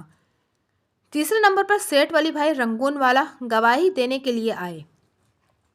میرے کو کوئی لمبی چوڑی گواہی نہیں دینے کا ہے، انہوں نے بیان شروع کرتے ہوئے کہا۔ میاں عطیہ بیگم کو جانتا ہوں اور حسانت بھائی کو بھی۔ جب ان دونوں کا شادی ہوا تو میرے کو کھٹکا لگا کہ دال میں کچھ کالا ہے۔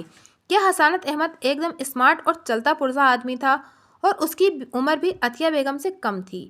ایک روز میں نے حسانت احمد کو ایک چھوکری کے ساتھ ہوٹل میں بیٹھے دیکھ لیا۔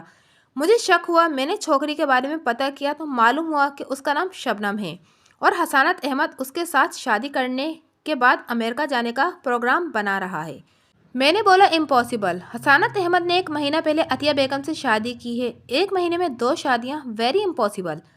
میں نے ادھر ادھر سے پتہ کیا، عطیہ بیگم سے پوچھا، راجوانی بھائی سے پوچھا، پڑوسیوں سے پوچھا، تو میرے کو پتہ چلا کہ حسانت بھائی اور اپنی بیوی کے ساتھ فراڈ کر کے امریکہ جا رہا ہے۔ میں نے راجوانی بھائی اور عطیہ بیگم کو اکھی بات بتائی اور ہم پولیس لے کر ایئرپورٹ پر پہنچ گئے۔ وہاں عطیہ بیگم کا مغز الٹ گیا اور اس نے غفاریہ کی جیب سے خنجر نکال کر حسانت بھائی پر حملہ کر دیا۔ خون دیکھ کر میرا دماغ چکرا گیا اور میں نے دوسری طرف منہ کر لیا۔ ولی بھائی یہ بتائیں کہ آلے قتل یعنی خنجر کس کا ہے؟ مصطفیٰ علی نے جرح کا آغاز کیا۔ خنجر میرا ہے، ولی بھائی نے جواب دیا، میں نے غفاریہ کو دیا تھا۔ آپ نے یہ خنجر کہاں سے لیا تھا؟ وکیل استغاثہ نے پوچھا، اور آپ اسے ساتھ لے کر کیوں پھر رہے تھے؟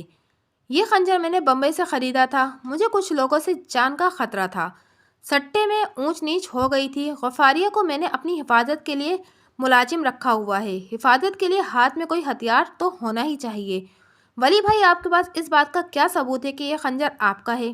ولی بھائی اس سوال کے لیے تیار تھے، انہوں نے اپنے پتلون نما پاجامے کی جیب سے خنجر کا چرمی کور نکال کر عدالت کو دکھایا، بولے یہ ثبوت ہے، یہ اس خنجر کا کور ہے۔ وکیل استغاثہ نے کور کا معائنہ کرنے کے بعد پوچھا، کیا آپ کا ملازم کور کے بغیر خنجر جیب میں رکھتا ہے؟ کور کے بغیر رکھتا تو زخمی ہو جاتا، ولی بھائی نے جواب دیا۔ جب عطیہ بیگم نے خنجر کے دستے پر ہاتھ ڈالا تو غفاریہ نے اس کا ہاتھ پکڑنے کے بجائے ایسا کر کے جیب کو اوپر سے دبا لیا۔ انہوں نے اپنی دائیں ران کو ہاتھ سے دبایا، خنجر نکل گیا اور خول جیب میں رہ گیا۔ ولی بھائی آپ نے یہ خول پولیس کے حوالے کیوں نہیں کیا؟ کیونکہ یہ آلے قتل کا حصہ ہے۔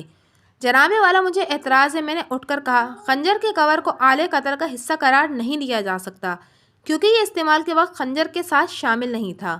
کسی بھی آلے قتل کے خول کور یا ہولسٹر کو جبکہ وہ باوقت قتل آلے قتل کے ساتھ منسلک نہ ہو آلے قتل کا حصہ قرار نہیں دیا جا سکتا۔ جج نے اعتراض درست تسلیم کیا۔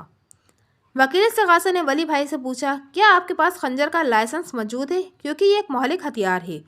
جناب والا مجھے اعتراض ہے، میں نے دوبارہ اعتراض کیا۔ یہ ایک الگ ایشو ہے، اس کا مقدمہ حاجہ سے کوئی تعلق نہیں ہے۔ تعلق ہے، وکیل استغاثہ نے کہا، گواہ ملزمہ کو مہلک ہتھیار فراہم کرنے کا اقرار کر رہا ہے۔ لفظ فراہم فاضل وکیل کے ذہن کی اپج معلوم ہوتی ہے۔ میں نے کہا، گواہ نے کہیں یہ اقرار نہیں کیا کہ اس نے ملزمہ کو ہتھیار فراہم کیا تھا۔ عدالت میں یہ بات بڑی وضاحت سے بیان کی جا چکی ہے کہ ملزمہ نے زہر بحث خنجر چھینا تھا۔ فاضل وکیل غالباً یہ تاثر دینا چاہتے ہیں کہ اگر مذکورہ خنجر لائسنس دار ہوتا تو اتنا مہلک ثابت نہ ہوتا۔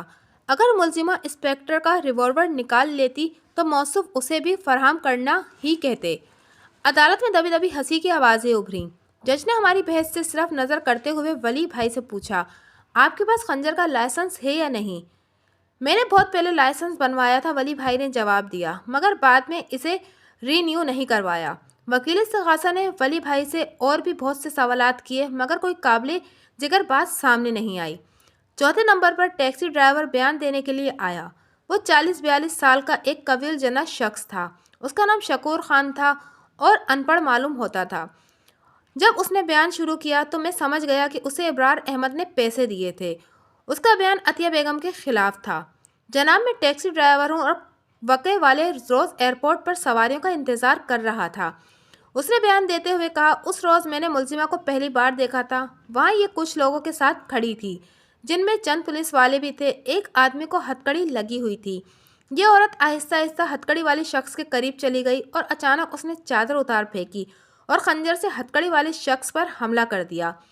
خنجر اس نے چادر میں چھپا رکھا تھا۔ یہ اس آدمی پر اندھا دھند وار کرتی جا رہی تھی۔ صاف نظر آ رہا تھا کہ اسے قتل کرنا چاہتی ہے۔ وہ بیچارہ ہتھکڑی سمیت زمین پر ڈھیر ہو گیا۔ بعد میں مجھے پتا چلا کہ وہ اس کا آدمی تھا۔ وار کرتے وقت یہ اسے کہہ رہی تھی کہ آج میں تمہیں زندہ نہیں چھوڑوں گی، اور اس نے اسے واقعی مار ڈالا۔ اس کا بیان ختم ہوا تو وکیل استغاثہ نے پوچھا، کیا تم مقتول کو جانتے تھے؟ کیا تمہاری اس سے کوئی رشتہ داری تھی؟ نہیں جناب، اس شریف آدمی کو تو میں نے پہلے کبھی نہیں دیکھا تھا، ٹیکسی ڈرائیور نے جواب دیا۔ کیا تمہیں یقین ہے کہ ملزمہ نے خنجر چادر میں چھپا رکھا تھا اور کسی دوسرے آدمی سے نہیں لیا تھا؟ نہیں جناب، وہاں خنجر لے کر کون جاتا ہے؟ ملزمہ نے چادر کے اندر سے خنجر نکالا تھا، میں نے خود دیکھا تھا۔ وکیل استغاثہ کے سوال ختم ہوتے ہی میں نے جرح کے لیے آگے آ گیا۔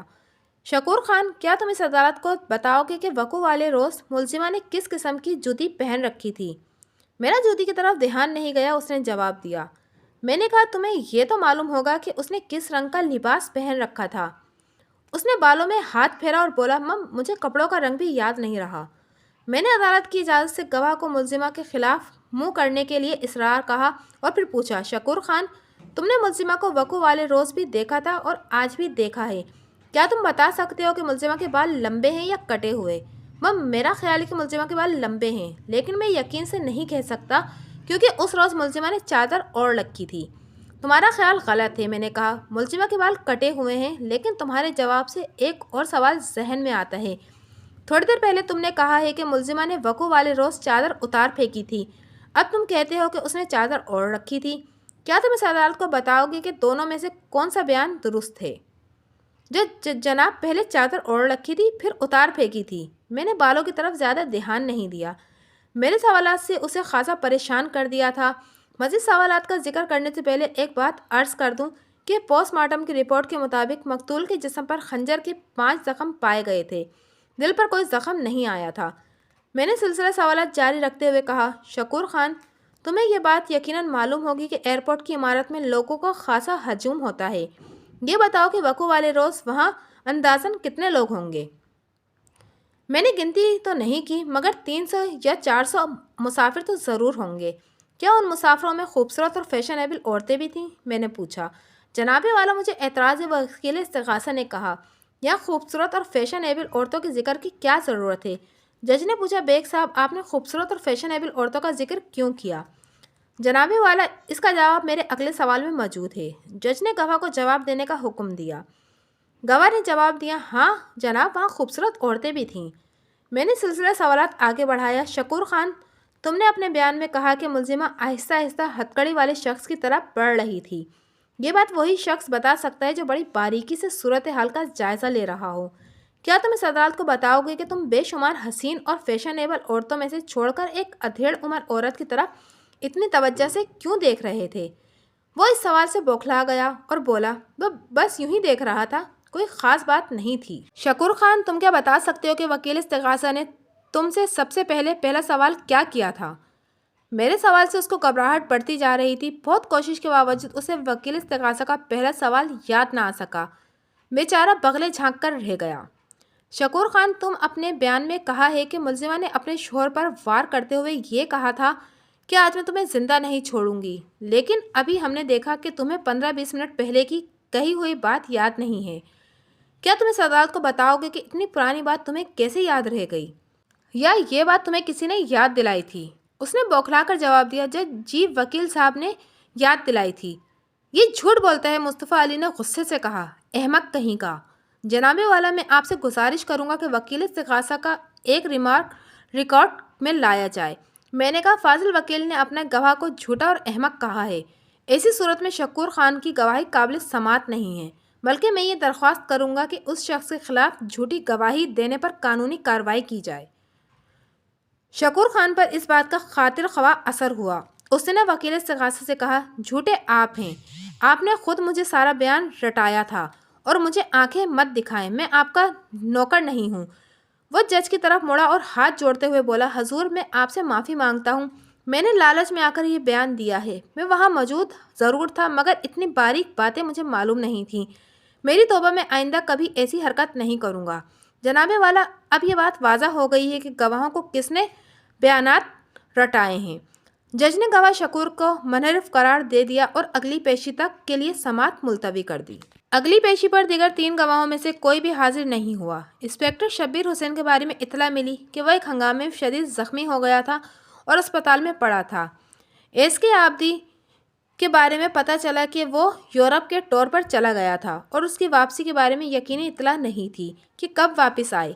تیسرے گواہ کانسٹیبل کرم علی کا کسی دوسرے تھانے میں تبادلہ ہو گیا تھا۔ وکیل استغاثہ کا کہنا تھا کہ گواہوں کا انتظار کیا جائے، لیکن عدالت نے میرے پرزور اصرار پر صفائی کے گواہوں کو پیش کرنے کی اجازت دے دی۔ ہم نے صرف 3 گواہوں کے نام دیے تھے جن میں شبنم کا باپ قائم علی، نکاح خواہ مولوی احمد علی اور اسٹیٹ ایجنٹ قمر حسین شامل تھے۔ اگلی پیشی پر یہ 3 گواہ حاضر عدالت تھے۔ سب سے پہلے مولوی احمد کو گواہی دینے آئے۔ جناب میں رجسٹرڈ نکاح خواہ ہوں اور میں نے آج تک کوئی غلط کام نہیں کیا، کچھ عرصے قبل ایک سوٹ بوٹ شخص میرے پاس آیا. اس نے اپنا نام حسانت احمد بتایا اور مجھ سے ایک نکاح پڑھوانے کی درخواست کی. میں اپنا نکاح رجسٹر اور فارم لے کر اس کے بتائے ہوئے پتے پر پہنچ گیا. وہاں 8-10 افراد بیٹھے ہوئے تھے. جب نکاح فارم پور کیا گیا تو مجھے پتہ چلا کہ وہ نکاح خود حسانت احمد کا تھا. لڑکی کا نام شبنم بنت قائم علی بتایا گیا. حسانت نے حاضرین کی موجودگی میں خود کو غیر شادی شدہ ظاہر کیا.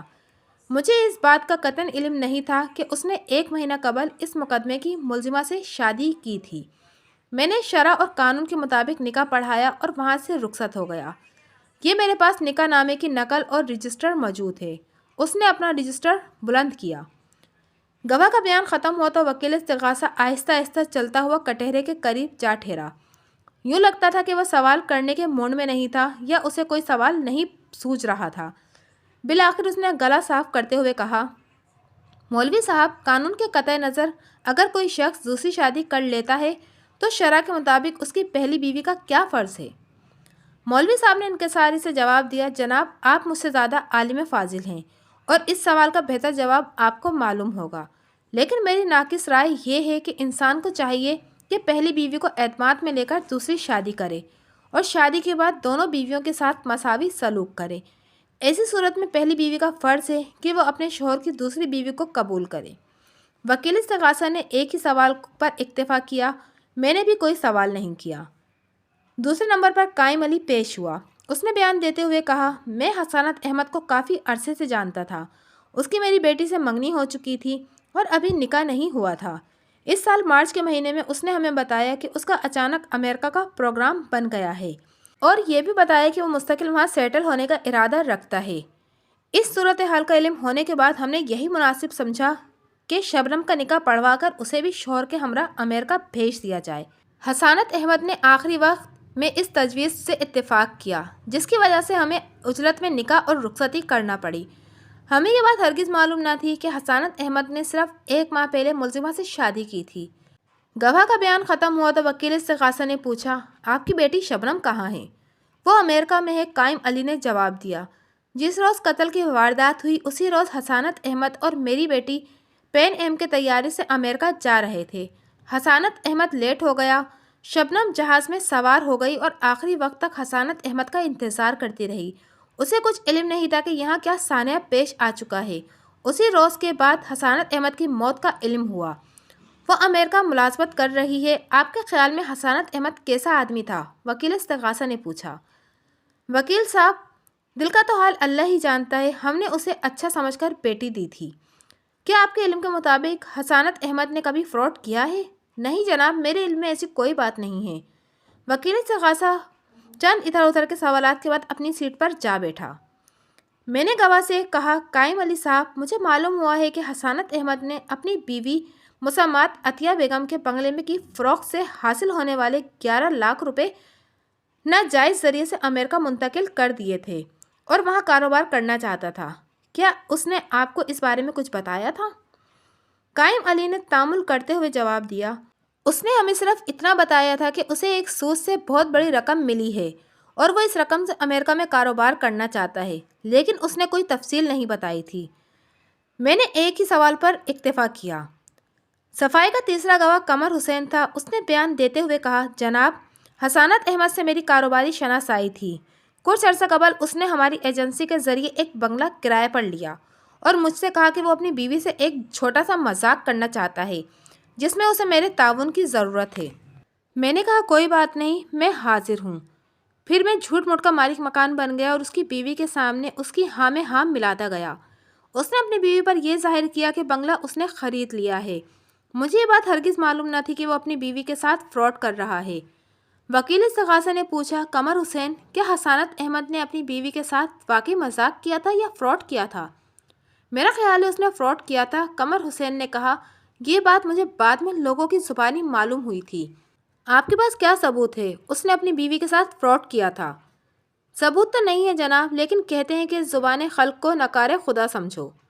کیا مقتول حسانت احمد نے اس سے پہلے بھی کبھی کسی کے ساتھ فراڈ کیا تھا؟ میرے علم میں ایسی کوئی بات نہیں ہے. میرا اس کے ساتھ اتنا قریبی تعلق نہیں تھا. وکیل استغاثہ خاصی الجھن محسوس کر رہا تھا کیونکہ مقدمے کی بنیادی حقیقت یعنی حسانت احمد کے قتل کے بارے میں کوئی اشتباہ نہیں تھا۔ ہم نے یہ موقف بھی اختیار نہیں کیا تھا کہ عطیہ بیگم واردات کی ذمہ دار نہیں تھیں۔ میرا خیال ہے کہ وکیل استغاثہ میرا زاویہ دفاع سمجھ چکا تھا، مگر اسے توڑنے کی کوئی تدبیر اس کی سمجھ میں نہیں آ رہی تھی۔ حسانت احمد نے بنگلے کی خریداری کے جو نقلی کاغذات عطیہ بیگم کو دیے تھے، ان کی مصدوقہ نقل میں نے عدالت میں داخل کر چکا تھا اور فراڈ کا معاملہ بھی ایک ثابت شدہ حقیقت تھی۔ وکیل استغاثہ کی جرح ختم ہوئی تو میں نے قمر حسین سے پوچھا، قمر حسین، جب آپ کو معلوم ہوا کہ حسانت احمد نے اپنی بیوی کے ساتھ 11 لاکھ روپے کا فراڈ کیا ہے اور ایک حسین لڑکی کے ساتھ شادی کر کے امریکہ فرار ہو رہا ہے، تو آپ کا کیا رد عمل تھا؟ سر، مجھے یہ بات سن کر نہ صرف دکھ ہوا بلکہ ندامت بھی ہوئی، کیونکہ میں دانستہ طور پر اس کا آلے کار بن گیا تھا۔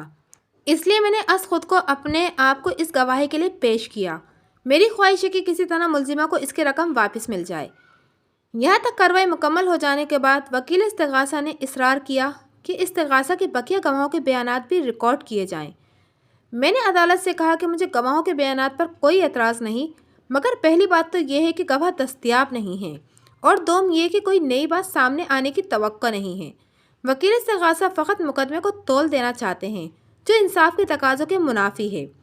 عدالت نے دونوں طرف کے دلائل سننے کے بعد 15 دن کی تاریخ دیتے ہوئے کہا کہ اگر اس تاریخ کو وکیل استغاثہ گواہوں کو حاضر کرنے میں کامیاب ہو گئے تو ان کے بیانات بھی ریکارڈ کر لیے جائیں گے، ورنہ مقدمے کی کارروائی آگے بڑھا دی جائے گی۔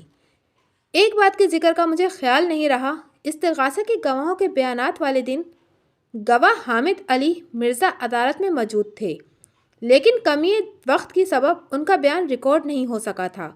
ان کا بیان اگلی پیشی پر ہوا تھا، بہت مختصر بیان تھا اور خنجر والے پوائنٹ پر ولی بھائی کے بیان کی تصدیق کرتا تھا۔ اگلی پیشی پر وکیل استغاثہ بقیہ گواہوں کو پیش کرنے میں ناکام رہا، لہٰذا عدالت نے 15 دن کی تاریخ دیتے ہوئے وکیل استغاثہ سے کہا کہ وہ دلائل کی تیاری کر کے آئیں۔ مجھے اس بات کا بہت افسوس تھا کہ میں باوجود کوشش کے عطیہ بیگم کی ضمانت نہیں کروا سکا تھا۔ اس کی ایک وجہ یہ تھی کہ میں نے ضمانت کے حق میں وہ دلائل استعمال نہیں کیے تھے جو میں صفائی کے دلائل کے طور پر استعمال کرنا چاہتا تھا۔ اگر وکیل مخالف کو صفائی کے بنیادی دلائل کا علم ہو جائے تو وہ اس کا توڑ کرنے کی کوشش کرتا ہے، اسی لیے بہت سی باتوں کو شروع میں چھپا کر رکھنا پڑتا ہے۔ اگلی پیشی پر وکیل استغاثہ نے ملزمہ کے خلاف دلائل دیتے ہوئے کہا، جناب، سارا کیس 2 اور 2 4 کی طرح واضح ہے۔ میرے موکل کا قتل وقتی اشتعال کا نتیجہ نہیں تھا۔ ملزمہ گھر سے یہ فیصلہ کر کے نکلی تھی کہ وہ اپنے شوہر کو موقع ملتے ہی قتل کر دیں گی۔ آلے قتل کے بارے میں بعض گواہوں نے جو بیانات دیے ہیں وہ جانبداری پر مبنی معلوم ہوتے ہیں۔ گواہ ولی بھائی حامد علی مرزا اور عبدالغفار کی ہمدردیاں واضح طور پر ملزمہ کے ساتھ ہیں۔ یہ لوگ ملزمہ کے پڑوسی اور پرانے تعلق دار ہیں، اسی لیے انہوں نے آلے قتل کے بارے میں 2 رخ بیانی سے کام لیا ہے۔ حسانت احمد گرفتار ہو چکا تھا، اس کے ہاتھوں میں ہتکڑی لگ چکی تھی۔ یہ کہنا کہ وہ پولیس کی رشوت کو دے کر جہاز پر سوار ہو سکتا تھا ایک خیالی کہانی ہے۔ حقیقت یہ ہے کہ ملزمہ اپنے ارادے پر عمل کرنے کے لیے مناسب وقت کا انتظار کر رہی تھی۔ جب اس نے دیکھا کہ مقتول حسانت احمد ہتکڑی لگنے کی وجہ سے بے بس ہو چکا تھا تو اس نے اپنے ارادے قتل کو عملی جامہ پہنانا شروع کر دیا۔ اسے اچھی طرح علم تھا کہ جس خنجر کو وہ استعمال کر رہی ہے اس کے چند وار انسان کو ختم کر سکتے ہیں۔ جناب عالی، ان دلائل سے واضح ہوتا ہے کہ ملزمہ نے اپنے شوہر کو ہلاک کرنے کی نیت سے اس پر حملہ کیا تھا اور ایسے ہتھیار کا انتخاب کیا تھا جو یقینی ہلاکت کا باعث تھا۔ جس اشتعال تباہ کا دفاع میں ذکر کیا گیا ہے وہ نہ تو شدید نوعیت کا تھا اور نہ ہی ناگہانی تھا۔ جیسا کہ گواہوں کے بیانات سے واضح ہے کہ ملزمہ کو سوچ بچار اور اپنے غصے پر قابو پانے کے لیے 3-4 گھنٹے میسر آ گئے تھے۔ یہ عرصہ ناگہانی اشتعال پر قابو پانے کے لیے کافی تھا، لیکن یہ واردات ناگہانی اشتعال کے باعث نہیں، سوچے سمجھے منصوبے کے تحت عمل میں آئی ہے۔ لہٰذا میں عدالت سے درخواست کرتا ہوں کہ انصاف کا تقاضا پورا کرنے کے لیے ملزمہ پر دفعہ 302 لگائی جائے اور اسے سزائے موت سنائی جائے تاکہ یہ سزا دوسروں کے لیے باعث عبرت ہو۔ وکیل استغاثہ کے دلائل خاصے طویل تھے، میں نے آپ کے سامنے خلاصہ پیش کر دیا ہے۔ اگلی پیشی پر جب میں دلائل دینے کے لیے کھڑا ہوا تو عدالت کا کمرہ افسانوی عدالت کی طرح نہ تو کھچا کھچ بھرا ہوا تھا اور نہ ہی دل دھڑنے کا کوئی مسئلہ درپیش تھا۔ ویسے عدالت میں کچھ لوگ موجود تھے۔ میں نے دلیل کا آغاز کرتے ہوئے کہا، جناب عالی، جب کوئی شخص کسی کو دھوکہ دینا چاہتا ہے تو اپنے تمام طبعی جذبات کو ایک طرف کر دیتا ہے۔ وہ نہ تو کسی بات پر ناراض ہوتا ہے اور نہ ہی غصے کا اظہار کرتا ہے، خواہ غصے کی وجہ کتنی ہی جائز کیوں نہ ہو۔ جس طرح ایک کامیاب انشورنس ایجنٹ گاہک کی ہر بات کو برداشت کرنا اپنا فرض سمجھتا ہے، اسی طرح ایک کامیاب فراڈیہ اپنے شکار کو کسی پہلو سے ناراض نہیں ہونے دیتا۔ جناب عالی، حسانت احمد نے دھوکے کی نیت سے میری موکلہ سے شادی کی تھی۔ یہ بات واقعات و شواہد کی روشنی میں بالکل واضح ہو چکی ہے۔ پہلا دھوکہ اس کے مد نظر یہ تھا کہ وہ اپنے ایم ڈی کی ہدایت پر بہر صورت ملزمہ کا بنگلہ خریدنا چاہتا تھا۔ حسانت احمد کے ایم ڈی ایس کے عابدی کا وہ بیان جو انہوں نے پولیس کو دیا تھا ریکارڈ میں موجود ہے۔ میں اپنی موکلہ سے معذرت کے ساتھ یہ کہوں گا کہ اس کا اور حسانت کا کوئی جوڑ نہیں تھا۔ حسانت احمد کی عمر میری موکلہ سے کم تھی اور وہ ایک خوبرو اور اسمارٹ شخص تھا، لیکن اس نے خود کو ایک دکھی اور محبت میں ٹھکرائے ہوئے انسان ظاہر کر کے ملزمہ کو اپنے جال میں پھانس لیا۔ چونکہ وہ ملزمہ کو دھوکہ دینا چاہتا تھا، اس لیے وہ 4 ہفتے تک اسے محبت اور خوش اخلاقی کا فریب دیتا رہا۔ یہاں تک کہ ملزمہ اس کے شہر میں ایسی گرفتار ہوئیں کہ اس کے لیے جان دینے کے لیے بھی تیار ہو گئیں۔ جناب عالی، محبت کے فریب اور محبت کی ناکامی کی کہانیاں قتل اور خودکشی پر منتج ہوتی رہی ہیں۔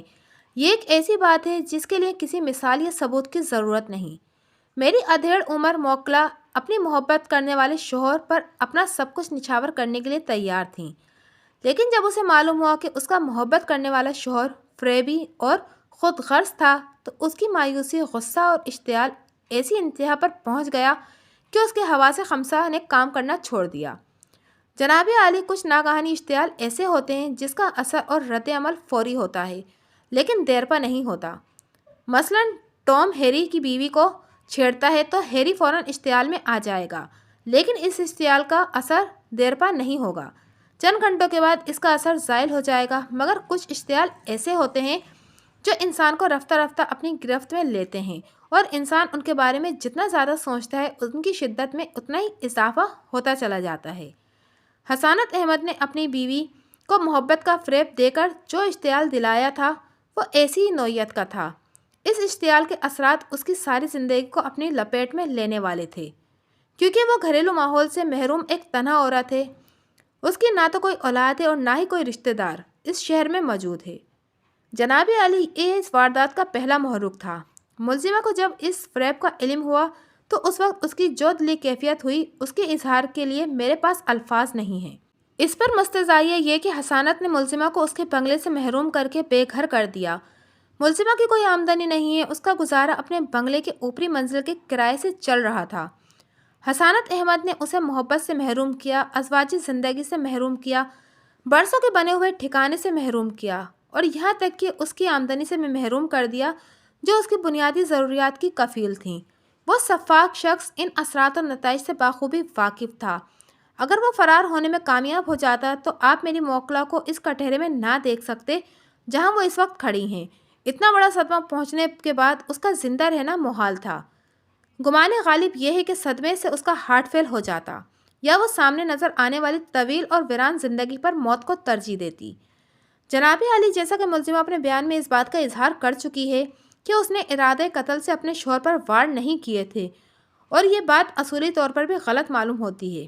حسانت احمد کا زندہ رہنا ملزمہ کے لیے زیادہ ضروری تھا، کیونکہ اس کی زندگی سے زیادہ اسے اپنے 11 لاکھ روپے کی ضرورت تھی۔ اس کی زندگی کی صورت میں ملزمہ اپنی رقم واپسی کی توقع کر سکتی تھی۔ ملزمہ نے صرف اسی لیے اسے زخمی کیا تھا کہ وہ جہاز پر سوار نہ ہو سکے۔ اس کا یہ خدشہ بے بنیاد نہ تھا۔ ملزم کے پاس اس وقت بھی اتنی رقم موجود تھی کہ وہ پولیس کو دے کر اپنی گلو خلاصی کرا سکتا، اور یہ کوئی ناممکن بات نہیں ہے۔ پولیس کی بدعنوانی اور رشوت خوری سے یہ عدالت بخوبی واقف ہے۔ اور اب میں ایک اہم واقعاتی شہادت عدالت کے سامنے پیش کرنا چاہتا ہوں۔ جیسا کہ ریکارڈ میں یہ بات موجود ہے کہ ملزمہ نے 9:15 پر حسانت احمد کو زخمی کیا تھا۔ میڈیکل رپورٹ کے مطابق اس کے جسم پر 5 زخم آئے تھے اور اس کی موت زیادہ خون بہہ جانے کی وجہ سے واقع ہوئی تھی۔ جناب والے، یہ انتہائی اہم واقعی شہادت ہے۔ حسانت احمد کی موت زیادہ خون بہہ جانے کی وجہ سے واقع ہوئی تھی۔ اس اعتبار سے میں یہ کہنے میں حق بجانب ہوں کہ حسانت احمد کی قاتل پولیس ہے۔ میڈیکل رپورٹ کے مطابق حسانت احمد کی باڈی 10:35 پر اسپتال پہنچی تھی، یعنی پولیس نے تقریباً 1.5 گھنٹے تک زخمی حسانت احمد کو کوئی طبی امداد فراہم نہیں کی اور اس کا خون بہنے دیا۔ یہ کوئی اچنبھے کی بات نہیں کہ پولیس کے بارے میں اس قسم کی شکایتیں عام ہیں۔ پولیس زخمی کو نظر انداز کر دیتی ہے اور ضابطے کی کارروائیوں میں الجھ جاتی ہے۔ جناب عالی، میں نے 3 مستند ماہر ڈاکٹروں سے میڈیکل رپورٹ کی بنیادی سرٹیفکیٹ حاصل کیے ہیں۔ میں نے سرٹیفکیٹ کی نقل جج کو پیش کی۔ 3 ڈاکٹروں نے منقطع طور پر یہ فیصلہ دیا ہے کہ اگر زخمی کو فوری طبی امداد فراہم کر دی جاتی تو وہ بچ سکتا تھا۔ میں نے سرٹیفکیٹ کا مستقل نقل وکیل استغاثہ کو بھی پیش کی۔ جناب عالی، یہ شہادت بس وقت ہے۔ اس نے برہمی سے کہا، اگر فاضل وکیل کے پاس ایسی کوئی شہادت تھی تو انہیں چاہیے تھا کہ اسے باقاعدہ قانون کے مطابق عدالت میں پیش کرتے۔ جناب عالی، یہ کوئی نئی شہادت نہیں ہے، میں نے کہا، یہ شہادت ریکارڈ میں موجود ہے۔ یہ سرٹیفکیٹ میں مذکورہ شہادت کی وضاحت کے لیے پیش کر رہا ہوں۔ جج نے وکیل استغاثہ سے پوچھا، کیا آپ کو ان سرٹیفکیٹ کے صحت کے بارے میں کوئی شبہ ہے؟ جی نہیں، مجھے ان کی صحت پر کوئی شبہ نہیں ہے، لیکن مجھے ان کے اس مرحلے پر ریکارڈ میں شامل کیے جانے پر اعتراض ہے۔ جج نے اعتراض جزوی طور پر تسلیم کرتے ہوئے کہا کہ وہ سرٹیفکیٹ کو ریکارڈ میں شامل نہیں کرتے مگر سرٹیفکیٹ کے ذکر کو شامل کر لیتے ہیں۔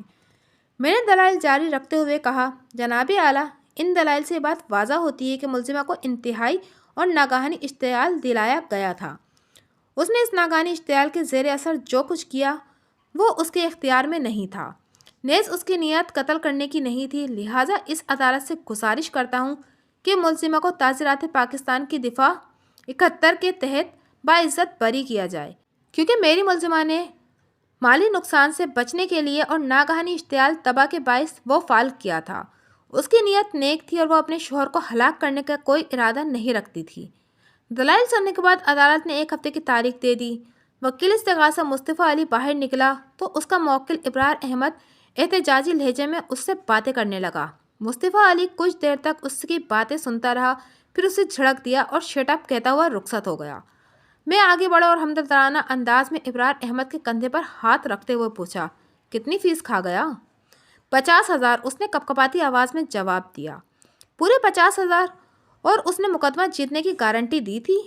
میں تو قبر تک اس کا پیچھا نہیں چھوڑوں گا۔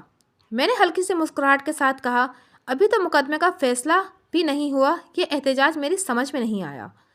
وہ آنکھیں پھیلا کر مجھے گھورنے لگا اور پھر ایک طویل توقف کے بعد بولا، بیگ صاحب، میں پہلی دفعہ عدالت میں نہیں آیا، آپ کے دلائل سننے کے بعد ایک احمق بھی فیصلے کا اندازہ لگا سکتا ہے۔